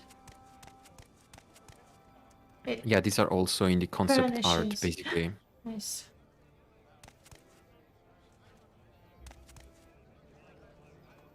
Yeah, that doesn't cover everything. No, These no, it pieces doesn't of cover armor are everything. gonna get rusty, and I want a better price, a better deal for them. That looks very cool. And there's the the very lovely and ugly but amazing arm. Oh, yeah. Nobody really knows the history of this arm, but it's speculated that it is the Ruddy Man arm. You know, the special monster that Vivek fought in the cold cave. So yeah, it's you know, it's weird and alien, and It's perfect. you know, it's debatable if concept art is necessarily better than the base game, but in this case, it was really something I was concerned about. You know, if concept art shows something, I will introduce it if I can. It's not really a matter for me, a question if I'm improving or not the game. That was one of the goals of Beautiful Cities. It is true. I mean, especially lately with Morrowind, the trend is to be lore friendly, vanilla friendly, and concept art friendly. Basically, the whole community has become a lot more purist than it's been previously. At the same time, I mean, the concept art is great. Please don't go away, guys. I love the concept art, but I think we shouldn't say, well, it's concept art, so it's necessarily superior to any other idea, basically. Like it's definitely a great source material and inspiration, but it doesn't mean that we have to have it. Like, we have the right to think, do we really want that? Does it really make sense? And then if it does, then obviously use it. Yeah, absolutely. In this specific case, I mean, in the case of Beautiful Cities, I mean, I really wanted to push the concept art element. So I usually, you know, I didn't even think about the fact, is it an improvement or not? You know, that was one of the goals. So when I could, I did it, basically. You did it well. These are interesting. Nice little tents. Yeah, these are also in concept art. These are really for the poorest of the poorest. You can tell their clothes are quite smelly.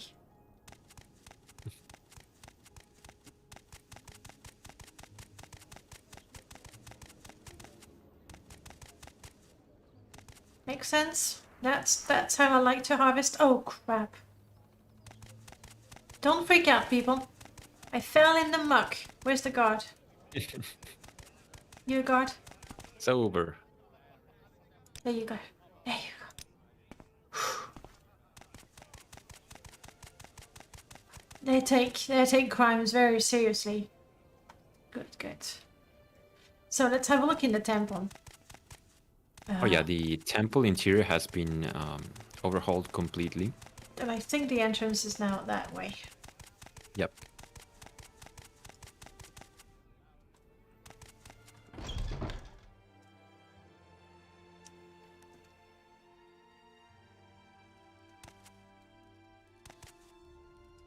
So we have the foyer, sort of.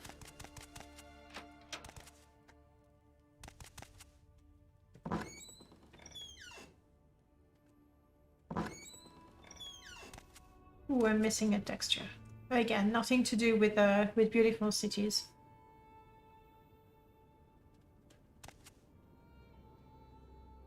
What? Why is there a skull staring at me? Who knows?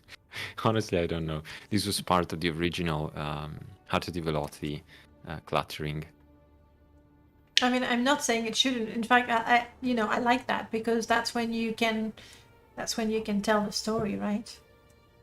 Yeah, I think there is a theme going on with Dunmeri culture and their sort of veneration of skulls and bones. They're in all the ancestral tombs. Yeah. Bones are not creepy. No, no, no, no. I really like this piece from the construction set. I really Oh like yeah, it. absolutely. Yeah. You can make some super cozy and interesting interiors with this. With that as well. I think of the vanilla pieces, it might be one of my favorites. So I came this way. Actual altar. You are on a pilgrimage. That makes sense. I might have stepped in the priest room, so it's not. I really don't want to interrupt a naked priest. Ooh. Is that a new asset, or I have? Yeah, it is a TR asset. Nice. Yeah. Yeah, they have quite a few new fresco pieces. Well, it works really well here. I'm sorry, I'm not doing the pilgrimage and I don't have a potion. I like this. I like this space. It feels suitably big, to inspire respect. You feel that when you enter there, you just want to be quiet and shut up. A little bit the same feeling you get when you enter a cathedral, and you feel that if you say anything, it's going to echo, so you don't say anything. Yes. Yeah, that was the idea, yes. And it had to match the exterior, of course, so it had to be made flatter.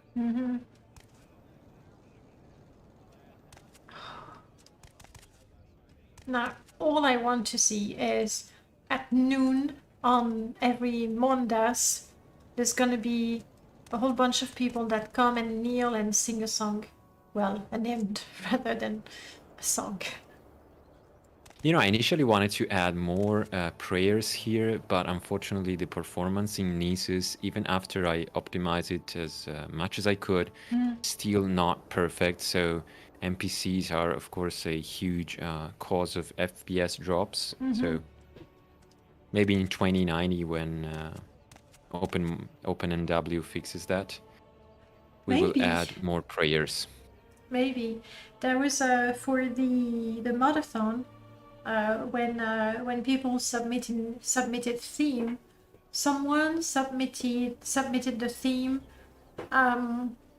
a place of worship where there is a ritual in progress and you walk in. Like it was very, very complex, so not suitable for Specific, yeah. a marathon in 48 hours.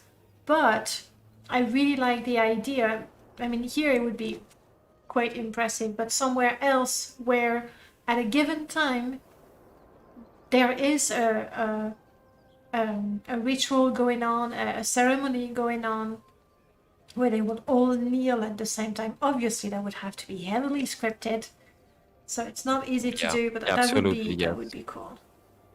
Again, that goes towards making Morrowind a place where people live, as opposed to a place where people stand. But it's good they're standing there, but so yeah, anything to see people having a life independently of, you know, your character. It often feels like you're the only one doing anything. There was a bit of lag. What did you ask? I was saying that too often it feels like the player is the only one doing anything. Oh, yeah. I completely agree. In fact, some of my favorite mods are, for example, traveling traders. Love it. Or riders by Rotat. You know, they add NPCs who are actually doing something. Mm-hmm. Oh, then you might like the mod that I did publish 5 minutes before the stream, which is maybe not very reasonable. Well, no, I was not expecting you. I called it Walkers of Morrowind, and of course I did some amazing art. Gorgeous. And essentially, although we were talking about it on Discord, I went ahead and I added path grades to some 300, almost 400 exterior cells. And I put some very bold, like straight, like nothing too precise, added path grids to those roads. That's the first thing. That's the biggest thing that people are not really gonna see. And then I looked at every single NPC that is standing out there in the wilderness and decided, should this NPC be wandering or not? So I made sure that there was a path grid close to them if they should wander, and I increased the radius as well. Obviously, if they're hiding or paralyzed or injured or waiting for someone, they're not moving about. So now people in the wilderness are moving about. Well, that definitely sounds like an interesting mod. That's what it does. And the best part of it is any mod that adds NPCs with a wonder package, which is most NPCs. That's the thing. Vanilla NPCs like what's his name? Nels Londo, you know, close to Pelagia. Yeah. Waits for gold or a kiss but gets death instead. And he stands there. That's it. But he actually has his AI package is a wonder package, like he's supposed to walk about, but because Bethesda never put a path grid, the poor guy doesn't know where to walk. That's what it is. So by adding those path grids, vanilla NPCs that have the wonder package actually move about. And then if you have friends and foes, MCA, the Hostile, Starfire, any sort of NPC addition mod, if those NPCs have the wonder package, they will also walk along the road rather than just stand there. That's definitely an amazing addition. Yes, not hard to do. None of my mods are really hard to do, but that took a long time. Oh yeah, I can imagine. Really time consuming. But hey, great. It's so worth it. Temple. I hope it is. Obviously, the NPCs still they're moving within the cell. They will never walk out of the cell because the path grid never extends beyond the cell. Yeah. Mm-hmm. But still, they're moving a little bit. And that's why a mod like Traveling Merchants, which I absolutely adore, they don't use path grids for it because the NPCs go across cells. So they need to be scripted to go to a certain... They need to use the AI travel package, which is a whole different story. Yeah, you know, I actually made a patch for the Stonewood Pass, which was just another crazy thing I made as far as patches goes. And it was problematic even with scripting to have them walk from one cell to another. You have to place one point just before one cell ends and another one just when a new cell starts. And even then it can get buggy, so yeah. But it's a great mod. Another one that I really like for roads is Dangerous Roads of Vvardenfell. I think I missed this one. The thing is, it's not on the Nexus anymore. The Oh. author took it down, so there must have been some issues with it. I know Abbott has a version where he fixes a number of things, and he shared it with me, but I can't find it anymore. So I'll have to look for it again. Lucifer also made some edits to remove a few things, but it's really good. There's people on the roads basically, and I think we talked about that one, Wanderers of Solstein. Oh yeah, yeah, that's another great one. Yeah, really like that one, and I want to look at it and see, you know, how everything is done, and then see if it's possible to add some of those events to Vvardenfell, maybe through Friends and Foes, maybe something individual, because maybe not, maybe people don't like Friends and Foes. Who knows? But yes, anything that makes it like things are happening in the world independently of what the player does. Like, ideally, I could be just walking around looking at the beautiful landscape and the beautiful new cities, and things would happen without me doing anything. That's a dream. That is the dream, isn't it? Oh, you guys inspired me to start modding on my mods again. Yes! Do it. Absolutely do it. There's also a patch for Mamma Mia Awaken, and that's really cool. There's a patch for everything. Ashlander Camps, yes, I haven't installed that one, actually, but oh, hang on, Ashlander Camps is now part of Beautiful Cities of Morrowind, isn't it? It actually the is. Ashlanders, yeah. Yeah, it's merged too. All right. Now, this is completely different from the original.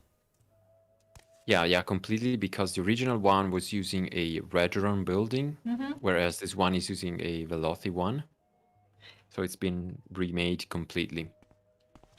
You know what, Zero? In fact, from now on, it's a rule. Whenever I whenever I suggest that somebody makes a mod, it should be on the mod page. Dana made me do it. That would give me great pride and joy.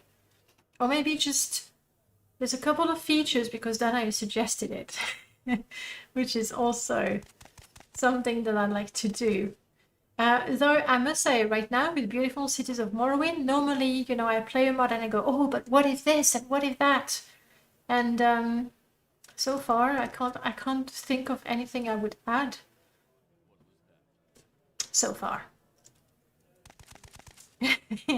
Is that the way it is now? I like that. I like that very much. So what do we have upstairs? There's just the bedroom. We've got a dashing Ashlander. Bedroom that I cannot enter because I haven't paid for it. Makes sense. Yeah, plus this is not rentable. Basically, it's only rentable if you're using the publicans. Oh, or is there improved inns. Nowhere I can sleep in Nizis? Basically, no. Oh, crap. Not at the moment. I will probably move the functionality from improved inns to the mod itself, as it makes sense. That's very nice. Nice clutter. It looks like, you know, somebody is here and somebody chops things up and takes things from the shelves and has a drink in between. Like that. I'm sorry, your face is the wrong color. This is, for example, a change I made compared to the original Heart to Develop Nesis. This comes from OAAB, Yeah. and you know, feels much better than the what was previously here, which was something cobbled together with various pieces. Anything that's an alcove. Oh wow, nice. Now I want to put my actual grill there. I want to be able to use the actual. Oh crap! Okay, I thought I lost my bread. I want to grill my meat there. Maybe not there. I don't own the place. But you're right. There's nowhere to sleep in Niz's because I remember once I had no choice but to kill someone so I could use their bed. Drastic times those were. So the kitchen downstairs and the bedroom upstairs. Did I tell the NPCs to not move again, or they're just very quiet? They're just very quiet. Okay. Yeah, I think they're just very quiet. What's up, guys? Here, have a biscuit. I think they might be tired or too hungry to move. Unlike this guy. Yeah, it feels a little quiet in there. And I haven't seen... Oh, I don't have animated Morrowind. I think it would be a little livelier if I had the patch for that. Yeah, probably, yeah. And I don't have friends and foes in there because the cell is so different that I would have NPCs falling or just standing in the void, and I decided not to. What about the mining area? Do we have some changes up there? Well, basically they're mostly landscape changes. There are some more cave dwellings for the miners, but that's it basically. It's more of a visual exterior thing. There's been a few mods that try to do, and that piece, the overhang there, the hill tent. Again, it's a piece in the construction set. Every time I look at it, I go, this is cool. There's something to do with that. And I could never do anything good with it. I think it's one of those pieces that is hard to use. Yeah, absolutely. I mean, that's all right. Yeah, there's an outdoor bar now. It seemed like there should have been an outdoor bar right from the start here, but there wasn't. Oh, but there's the area down there we didn't. Sparring area for the Legion? Oh yeah, there's now basically there's now a new interior there. That's Barracks for the Imperial Legion. I want 2 NPCs sparring here every once in a while though. I actually moved the children from Children of Morrowind to playing in this exact area. And I thought it was it was fun. You know, they are already sparring in a way. They do.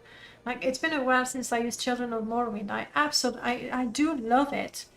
But the fact that they start combat as soon as they play is a little annoying. Yeah. Right, I wanted to go. There's something down there. Yes, with those new models, they're gorgeous. Very, very Ashlander looking.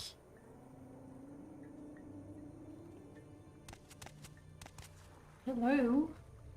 May I help you, Outlander? No, I'm good. Is that a new NPC or the one that was by the temple before? Yeah, this is the smith that was by the temple. It's like I never understood, like, what is a weaponsmith doing at the entrance of a temple when typically, theoretically, with religion, you would associate peace. Yeah, exactly. Non-violence, basically. So that was weird. Children are aggressive twats. That's one way to sum it up, yes. Improved in Expanded should give you a bed in Nizis. I did not have it installed the day I killed for a bed. And then, like, I had to kill for a bed because I had Murloids. What is it called? Basically, it's illegal to sleep in a bed that is owned by someone unless they really like you. And then bed buddies. Bed buddies, thank you. And so I had bed buddies, so I'm like, okay, I need to sleep, guys, I need to sleep. I didn't have a tent, I had nothing to camp, so I just killed that guy.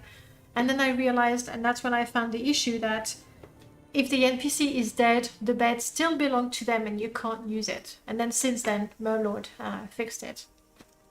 That was a painful discovery. Committed murder for a bed and I didn't even get it. The Gather. I really like this model.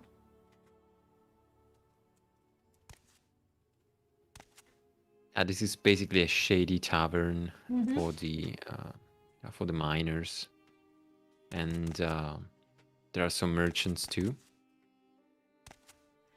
Really need to make that wares patch. The idea of going there and not having food from other mods annoys me. Nice one. We got so used to having the NPCs sitting on those cushions that it feels like they are missing. You know, this animation that we see in most tavern mods now. Yes. So I think the first time they were used like that was for our Madness mod for Telarun Chronicles.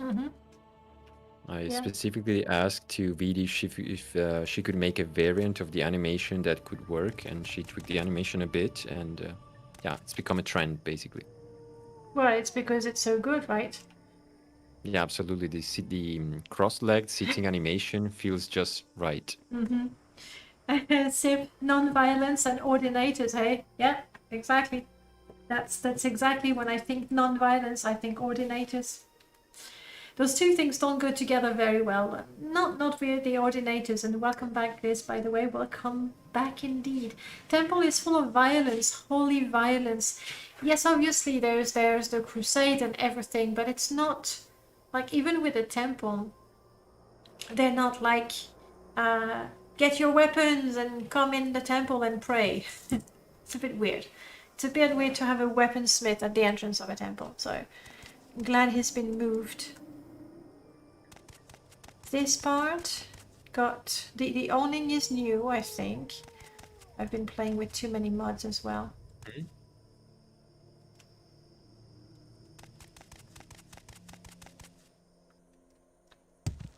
Have you put things around this guy so that he never falls off down there? And then you come to get a ride and you go, where did he go? It's just his feet in the river, basically. Good. Not going anywhere, buddy.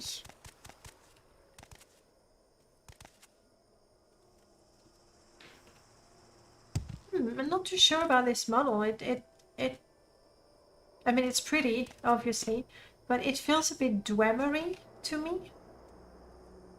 Yeah, I've had other people saying the same thing, that it was a bit too modern or too weird. This is actually an unfinished model from the Morrowind BSA that was fixed and smoothed by Draconic, and you know, I like it, but yeah, I can see that it could feel a bit weird. Maybe I will make it optional. I could really see it, especially with the given Dwemer textures. It could be a different Dwemer light source. I mean, then again, it's not like it ruins the city, that's it. And I thought you were doing such a good job with those city overhauls and... Well, I can definitely making it an option. It was originally an optional thing. It comes from the mod called Velothi Streeter Port Lights from Ashtar. And yeah, decided to merge it because it seemed like a great addition. But yeah, since I think you're the fourth people telling me that the models don't really fit, so there has to be some truth to it. They definitely stand out, but then again, it's the first time I see it. So... I don't know, maybe if it was used in other Strider ports, or maybe that they are and I didn't notice. Yeah, they're used in every Velothi Streeter port at the moment. Oh, okay. Well, you know what? Like, I completely understand wanting to please people. So, oh, some people like that, I'll make it an optional. Oh, some people like this, I'll make it an optional. But especially with a large mod like Beautiful Cities, oh, that's a nice view. Especially with large mods like Beautiful Cities of Morrowind, at some point you just have to go, no, I'm sorry, I want to play that mod one day, and in my mod I want those lights because I like it. And Well, that's in this it. case, as I've learned some tricks, my way of fixing this would be to make an ESP that basically takes the ID, sets the light radius to 0, and points to an invisible model. So just one ESP, 2 seconds, and you can remove the lights. That would be my approach. It's At this basically point, I what we will. did with foods to make it Yeah, compatible. exactly. Yeah, Yeah. yeah. Would rather not have them removed in the main version. Fine. But like I said, it's not like it's a major issue. And if it's used in other places, then it becomes, part of the flavor of the town. This is really, really beautiful. It makes Nizis all of a sudden quite interesting. As opposed to how it Me was. personally, I think Nises might be my favorite part of the entire mod. Huh. I'm just a big fan of Heart of the Velocity. It is. It makes. It might be. I think it might be because Nizis was so boring before, so the contrast is even greater. Yeah.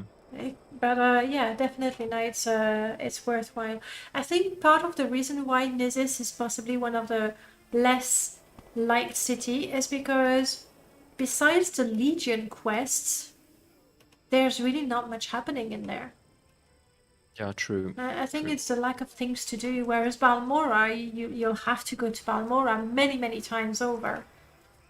Whereas Nizis, especially if you're not part of the Legion, really you'll go and talk to Baldanas, because it's really cool anyway. Oh, yeah. But other than that, you're not gonna be bothered to explore all that much, I think. Cool is worse. True, there's really nothing to do in Cool, but it's a small place. Like, Cool is just a place with shacks and people who fish, and that's it. So, it's meant to be underwhelming, I would say. Whereas Nizis is supposed to be important, like a RandomPal said. There's the mine, there's the pilgrimage, there's the Imperial Fort, and yet there's no much happening. There's more things to do in the caves around with the slavers and the tomb and other things. LG NPC helps. True. True, it does. That might be a really good idea, actually. To have just a local LG NPC for Nizis, or just the towns that are a bit boring, I guess. Right. Something else about Nizis that we've missed. I We think didn't we've have a seen look at everything, the- basically. You mentioned the barracks. And Yeah. since Yeah, the exterior has a different shape, I expect the interior to be quite new as well. Yeah. Yeah, actually, I think the base game doesn't even have barracks, so it's a new interior. It does have barracks because you do, and I'm guessing it's behind there. You do the quest for Talos, the Talos cult. Oh yeah, yeah. So there has to be, yeah, there has to be something there. There it is. However, it's not going to be compatible with Alice's mod that sort of overhauls the shrine there. You want something, friend? It's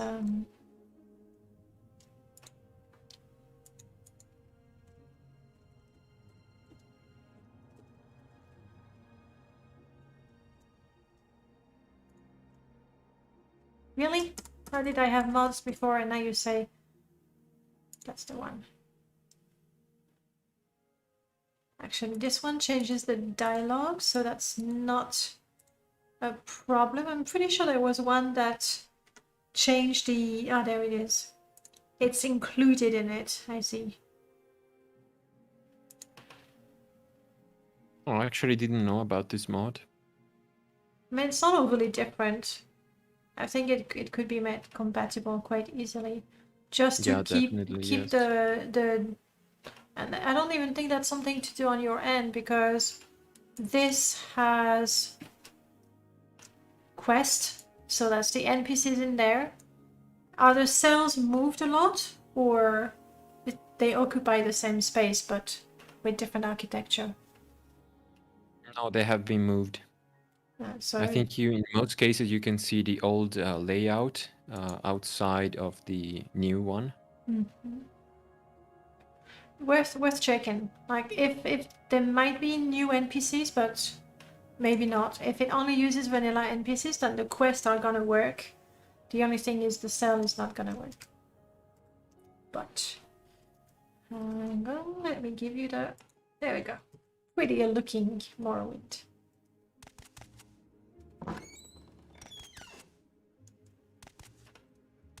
These guys' eyes. Alright. There's more. The mess hall, I guess. And the storage. I have to say, as I simply patched and fixed this mod, I don't know the interiors that well myself. Gotta play the game. Yeah. There should One be day, there should be a one day. rule like yeah, you have to play what? 1 hour for 2 hours of modding. How about that? I wouldn't get anything done anymore, basically. No. Of course, if you just do 2 hours of modding, that's just nowhere. Like you'd have to play 10 hours, and then you can mod for a day. Yeah, then maybe. Maybe. Hey, I missed that there was a terrace up there. Oh, I love being really good with acrobatics. Hello. You're just chilling here? You're a spell sword? You're a spell sword. Okay, he's just chilling here. He needs a drink. Compulsory looking at the lanterns and going, ugh, I love them so much. Done. And he's even sitting. Yeah, like might be worth taking a look at the animations that we have now and see where they would really go with beautiful cities of Morrowind, especially where the interiors have been changed anyway, so it's not going to introduce any conflict or anything. Yep. Eyes that pierce through the darkness, yes. Have they explored all the modded cities? Telesia, we've done Seydonin. We've done Seydonin, Vivek. Something before Vivek, what was it? Suran? Saran, yes. Pearl of the Escaden Isle. Seydonin, Saran, Vivek, Sadrith Mora, and now Nizis. And next, well, you tell me, guys. While Random, I have a question for you. Oh, Yeah. Why is your nickname RandomPal? Well, there's no reason behind it. I think of myself as a chill dude, and so I'm just a random pal. That's it. That's the story. And just someone who's easy to go along with. Yeah. And that's it. Fair enough. That's a good one. No, but I did have another question. Is there, especially with the modathon that has There's been... an interesting suggestion about my nickname there. Because it's better than random cunt. Yes, Vegeto, that true, and better than all kind of random names, really. Are all the cities modded? That's a question for you, RandomPal. Are there cities that escaped your madness? Yeah, basically, as I wanted this project to be compatible with Ovation Blight, Tel Mora, Tel Vos, and Vos are not touched. And the same goes for Vvardenfell, as I wanted this to be compatible with the upcoming Ovation Blight, Sheogorod, and with Sheogorod Groves of the North. Remiros is working on that? Yeah, I think so. So basically, the cities that are covered by Of Ashes and Blight are not covered by beautiful cities. Makes sense. With no interest to look at strongholds next. Right. It was asked before if you would be looking at strongholds afterwards, but that's not really something you're interested in. No, not really. I think and dungeons the strongholds are boring too. Like, Yeah, plus there is a modder that recently tried to overhaul the strongholds. Dallara. Don't know how it's yes. pronounced. Did also a nice job with Balmora. I quite like it. Yeah. Interesting mods.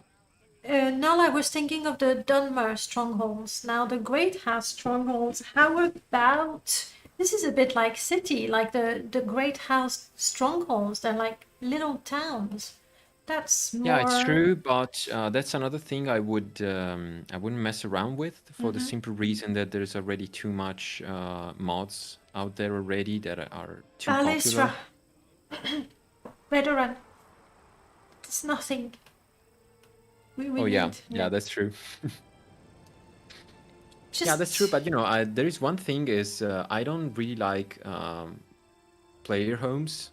I never did a player house mod. I never use player house mods, and the strongholds are essentially glorified player houses, and yeah, it's something I just doesn't interest me.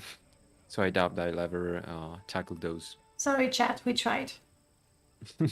Really, we tried there. Um, so do we know where we go next, guys? I still need your answer.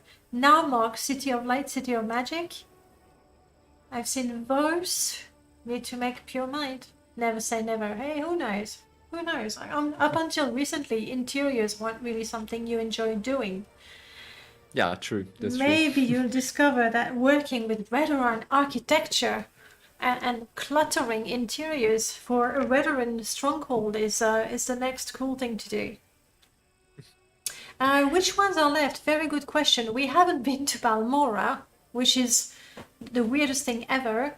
Tel Aron. We haven't been to Tel Aron. Oh, Tel Aron is definitely interesting. Yeah. Aldron. Oh, we haven't done Aldron either. True.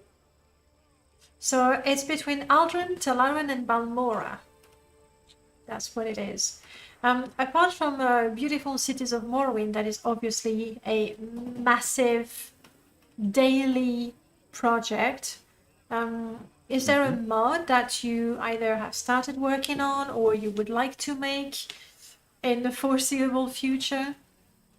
Me and Vegeto are discussing making an overhaul of the plantations, but we still haven't started. You know, it's just, they're glorified houses with fields. yeah, in a way, but there are so many interesting drawings and concept art work arts out there that yeah, I think we could make them more interesting. Vegeto made a comment one day about the plantations. After work, he said, I think the lives of the Khaji and the Argonians in the plantations are actually better than the lives of a modern full-time working man in 2021. They are just there in the plantations. They're just standing in the field. Looks like they're on vacation, basically. And yeah, it's true. And if I it's a think it should plantation feel... near Saran, you can even go shopping on Sunday. Yeah, exactly. They should definitely feel a bit more like, like they're doing some real work there. Could be improved. So animations would be like there's a few Definitely. animations for the slaves picking up things. Absolutely, yes. Adding chains to the shacks, interiors. I think London Brook had quite a few like dungeon, like actual torture / dungeon pieces like shackles and that sort of thing. Yeah, exactly. So Then something quite dark. one thing we wanted to do is that every slave has his own shack, which is a bit weird, and It's nice. Bastion Blight is about to introduce some open, bigger shack models, and I think that would be more fitting. Everyone sleeping on a bedroll in the same area rather than everyone with their own little house. That feels too much of a nice. luxury for a Yeah, slave. that feels really, really nice. Especially when, I don't know, a fisherman in Satanin lives in exactly the same shack. Yeah, that's the thing. So this is a project we will probably be working on in the future. Okay, looking forward to that. Since the chat wants to go absolutely everywhere, do you have a preference where we go next? I would go to Telarun. All right. Arahan? No, that doesn't look right.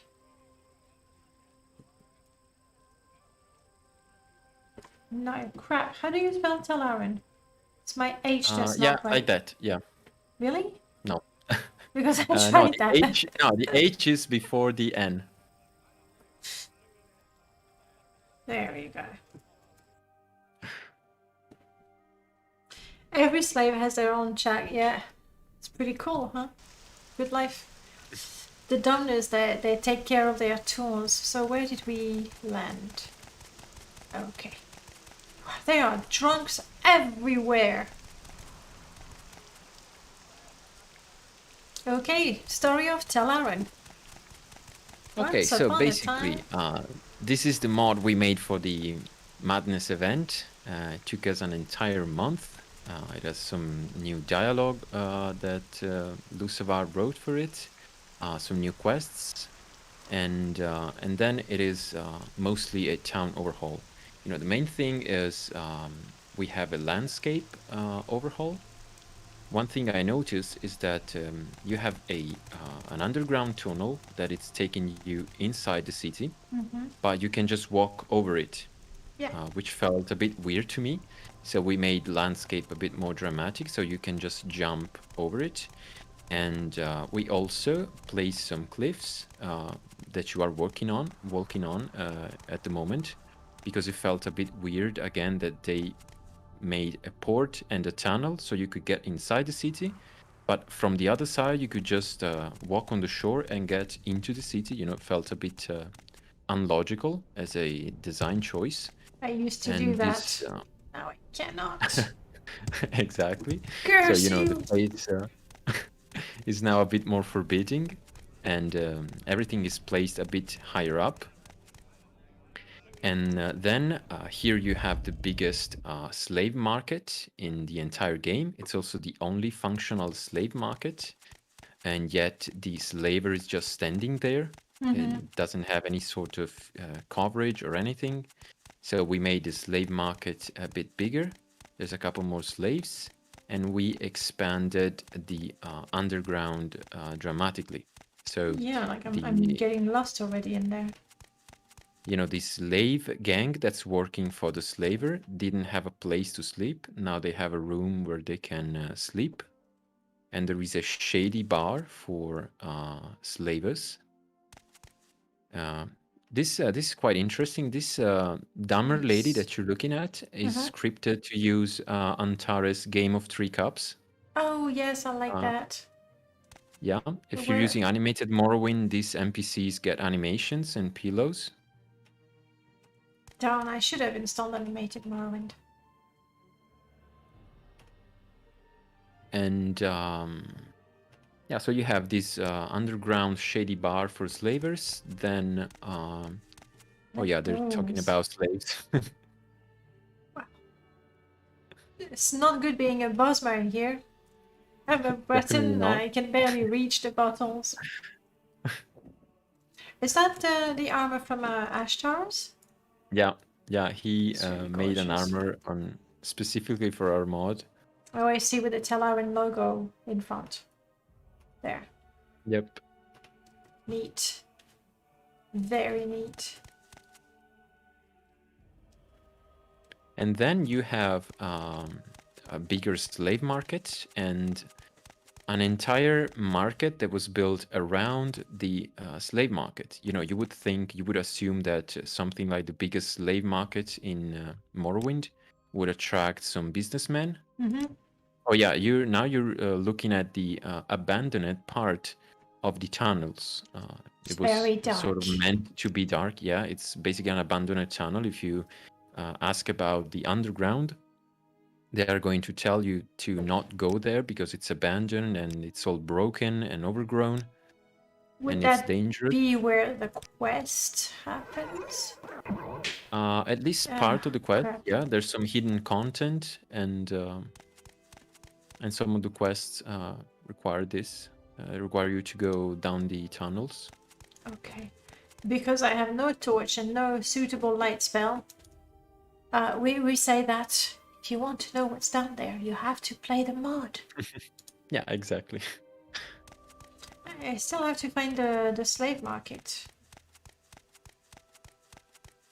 So here There you go. that's a proper market. Yeah, this is basically the market that was built around the slave market. Do you have coffee, lady? This is disappointing. You can grind coffee beans and she doesn't sell coffee. Bitter disappointment. It's nice to see some of the clothes from OAB because you would see NPC wearing them through level list, but you would not see them in the game. Yeah, this also has full OAB integration. It's...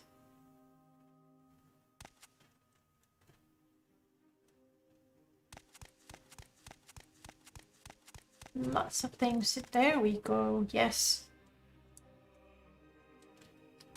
Now that looks like a proper market for slaves.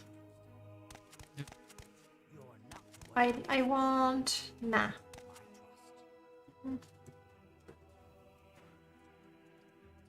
And again, if you're using animated Morrowind, some of the new slaves are going to be either sleeping or crouching in a corner. Yeah, I'm sorry I didn't install it. I'll keep it as a... Oh, well, it doesn't matter.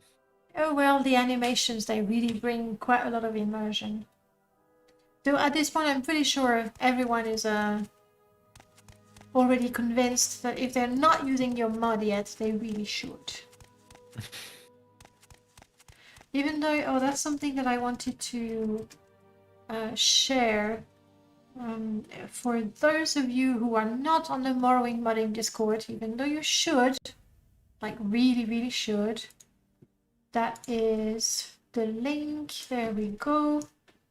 The detailed install instructions. Who wrote it? Was it Craigs? No. Yeah? Yeah, that was correct. It is Craigs. So here's the link for some detailed... I can show you. There we go.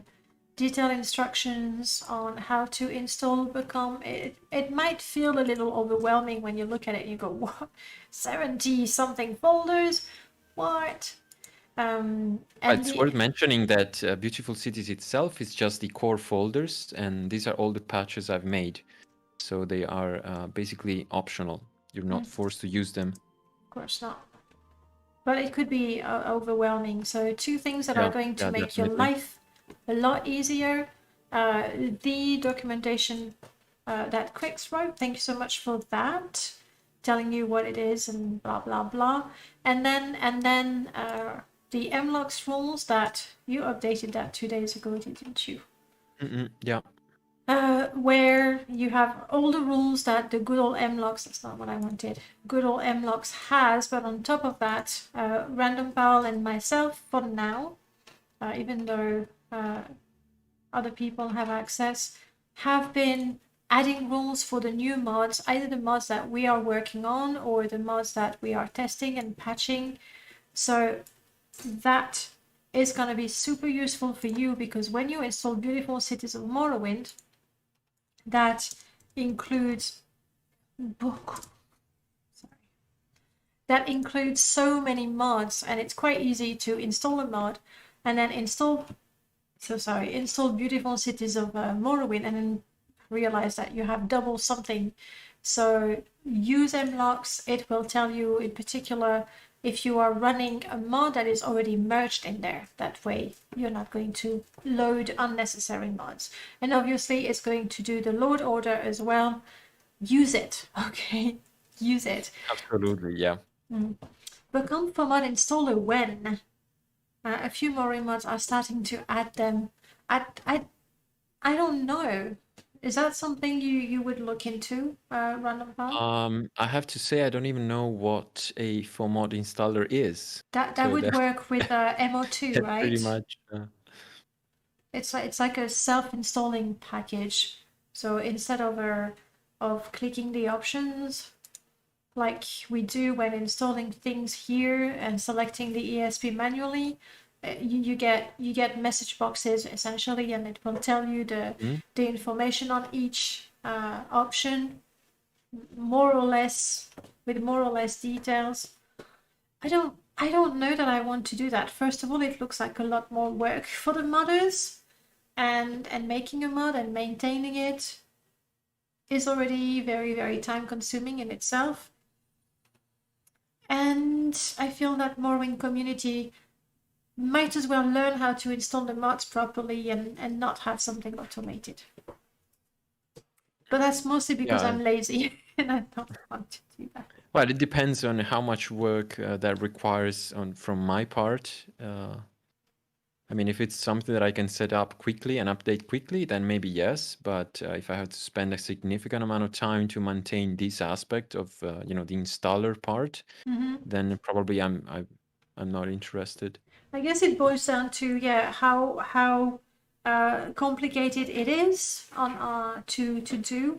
Right now, I have no idea how it's done. Like from the modder's point of view, I don't know how it's done. I've used them as a user, and they are nice. I mean, clearly they're nice. Bane packages as well. Poke MD about it. He has switched to using it for glow in the dark and some of his other mods. Right.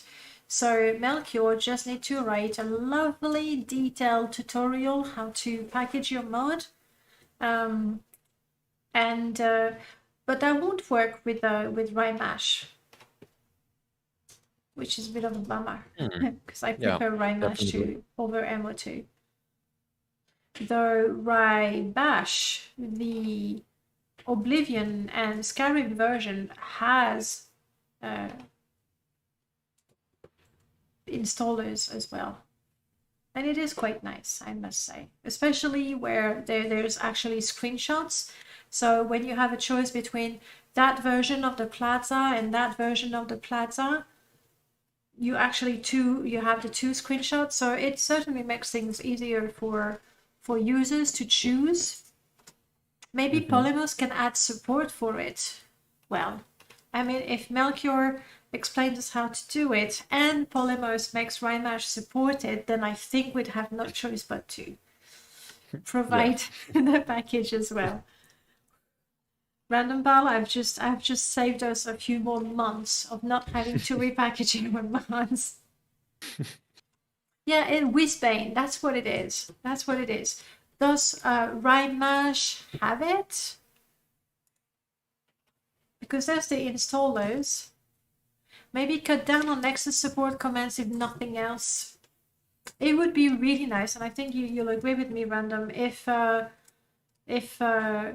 there was just one place where people tell us about issues for your mod. So it's really quite mind-boggling to keep tracks of the commands on the Nexus, the few people who use the bug report on the Nexus, the people who send you PM, the people who put things in troubleshooting in Morrowind, and then people who put things in your own channel. And to keep track, it's just like I have whole exercise books of keeping tracks of things, but at the end it's just not organized anymore.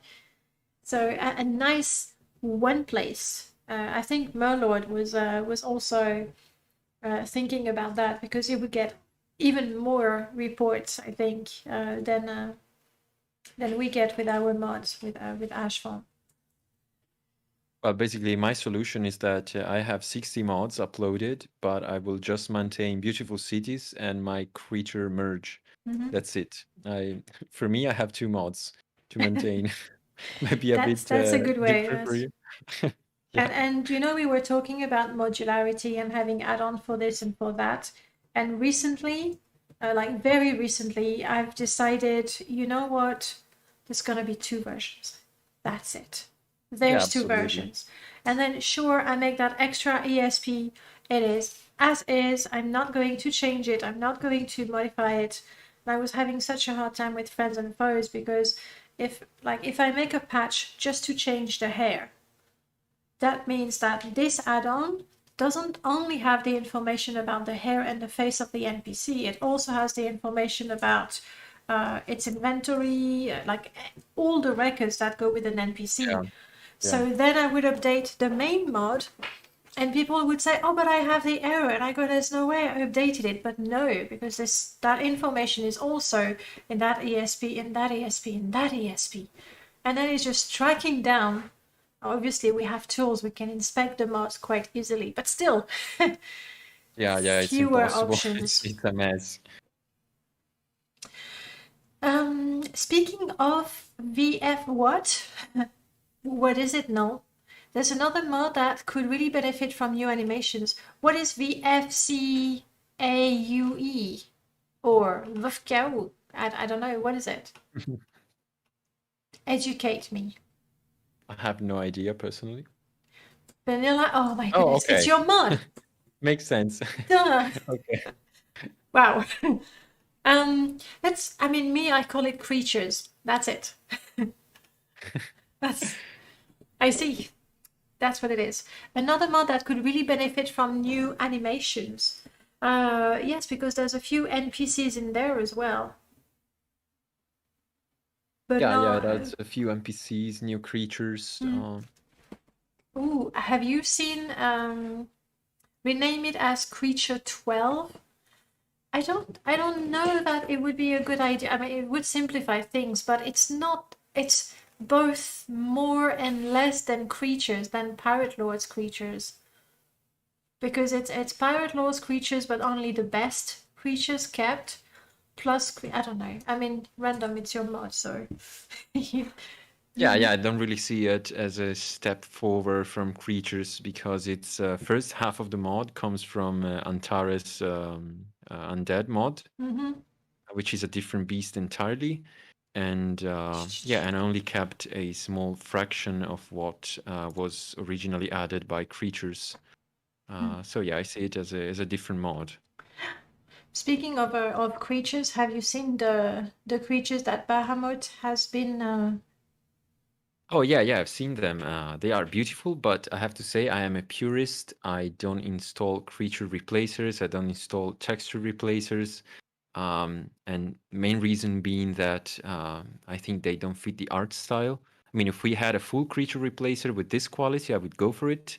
But to have a Guar that looks 10 times more detailed than everything else in the game, it's I don't know, doesn't work for me. It would have to be all of them.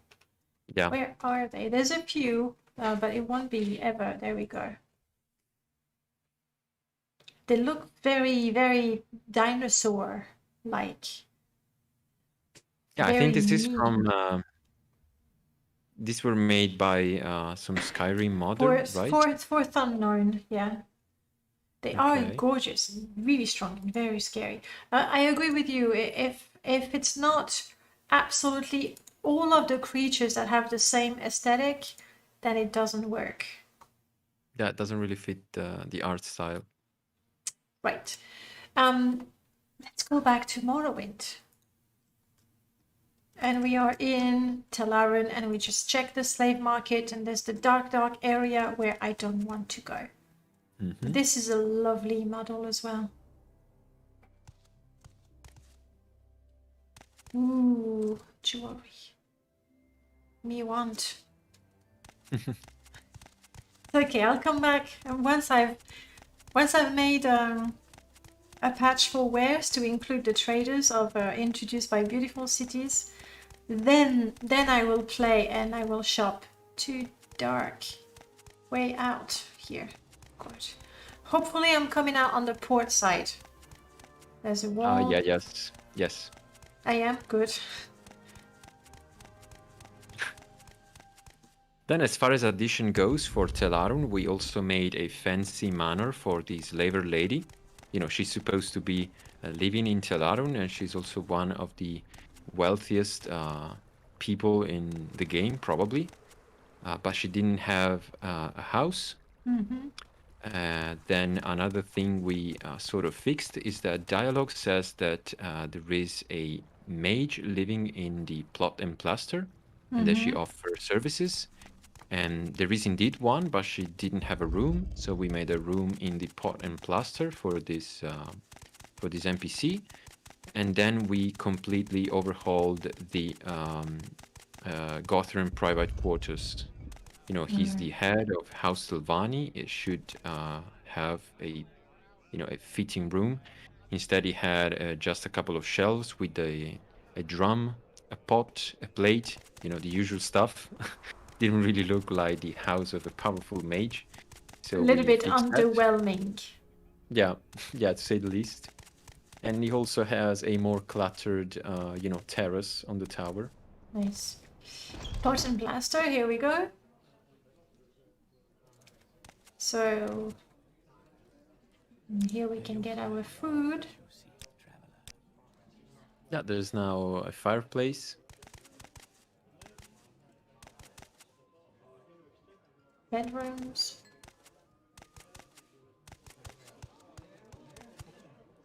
People moving about.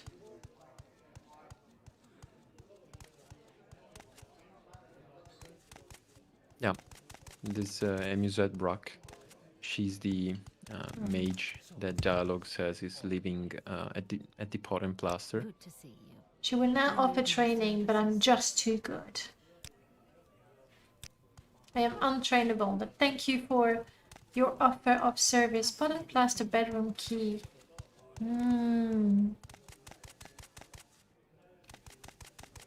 Alright. Now the challenge will be to find... Oh. Crap.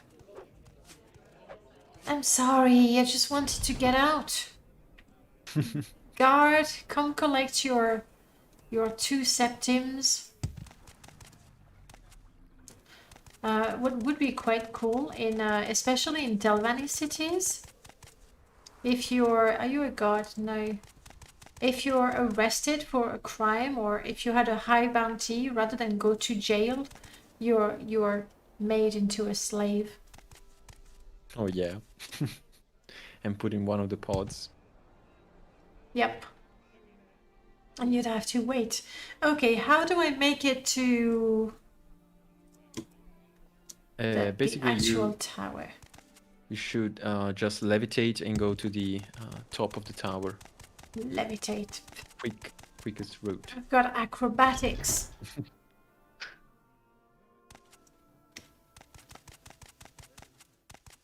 And mostly I don't have the spell. There we go. Living quarter. Yeah, these are still the living quarters, not really Gothram private chambers. That is quite the room. So I need to go higher, don't I? Yup.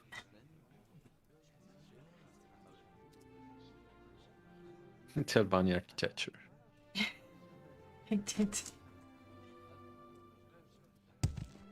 Boink. You're not.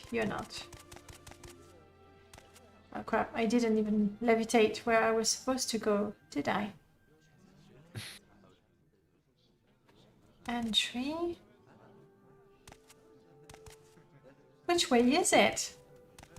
Honestly, I cannot say. Chambers? It's quite confusing for me too. Yeah. I think you can get out from one of these doors, maybe. But I am in a No. chamber. Wait, silent chamber? Yep. Do you want to play Baldur's Gate tonight? Will I want to play Baldur's Gate? It's true that it's 9. I don't think so. Is that okay? Because we still have some cities to explore. How are you doing, RandomPal? Not getting exhausted of talking non-stop? Well, I am quite tired actually. We're getting there. It's been 3 hours and we've seen most And eventually, of the cities. I need to make dinner. Eventually, That thing, so the what you call it, the food thing. Okay, I am not finding.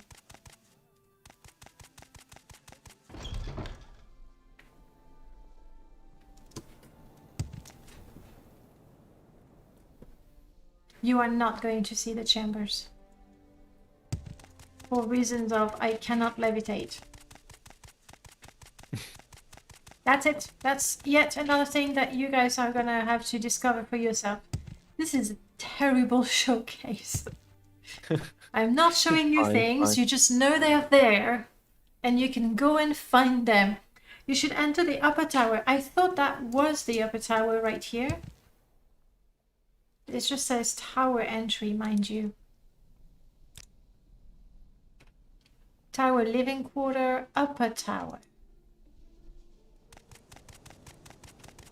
It's even higher. It's basically right at the top of this entire model. Yes, this is true magic. You tell Vanny Wizard. Ooh, there's actually a lovely plaza there, and then we go all the way up there. Got it. Got it. Hey, Alonjo. Hello. Hello, lady. Gorgeous dress. There we go.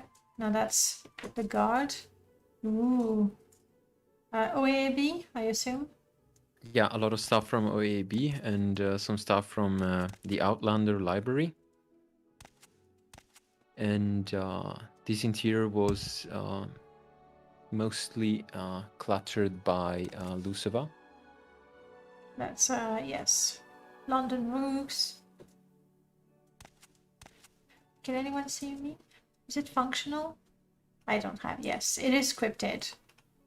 Yeah, if you activate it, it will bring up the menu and give you a small boost to your enchanting or alchemy skill.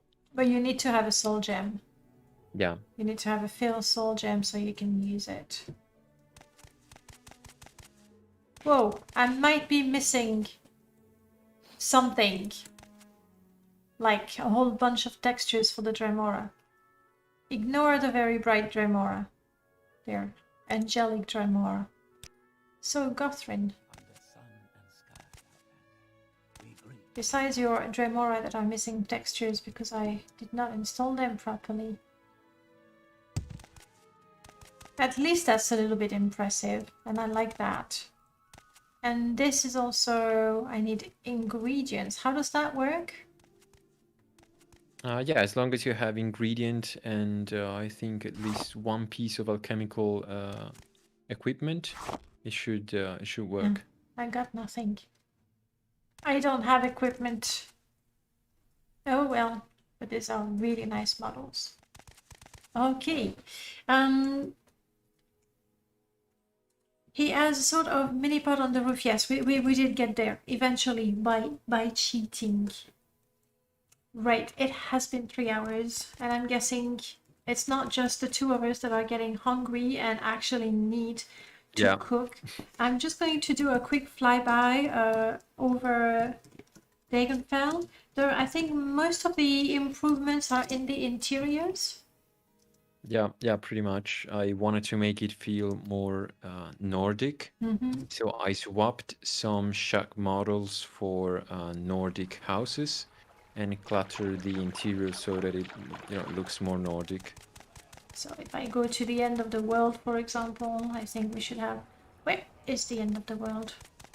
For example, let's this interior on the right, this one. Sorry, I ran very quickly.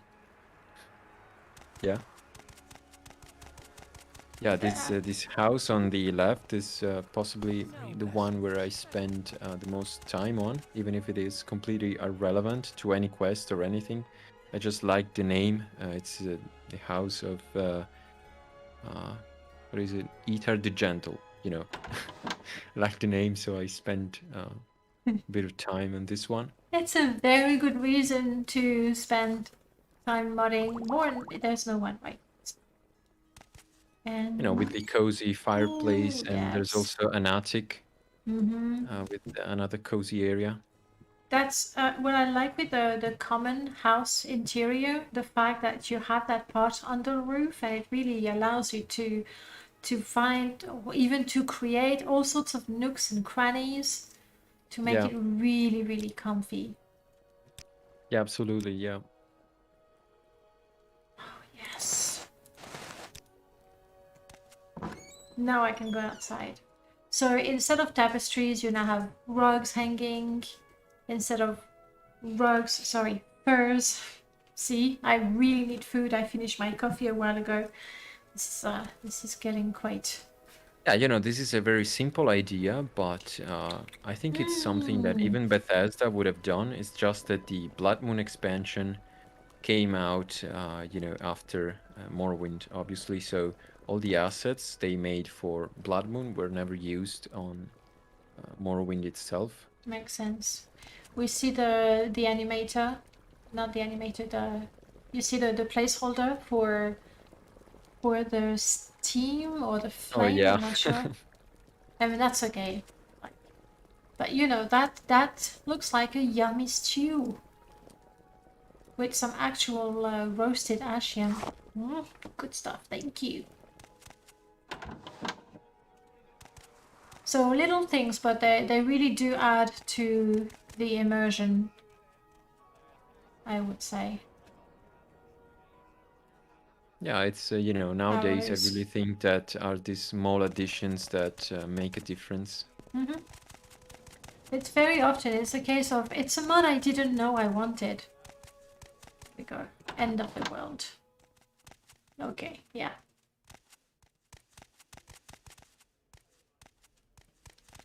Definitely feels more Nordic that way.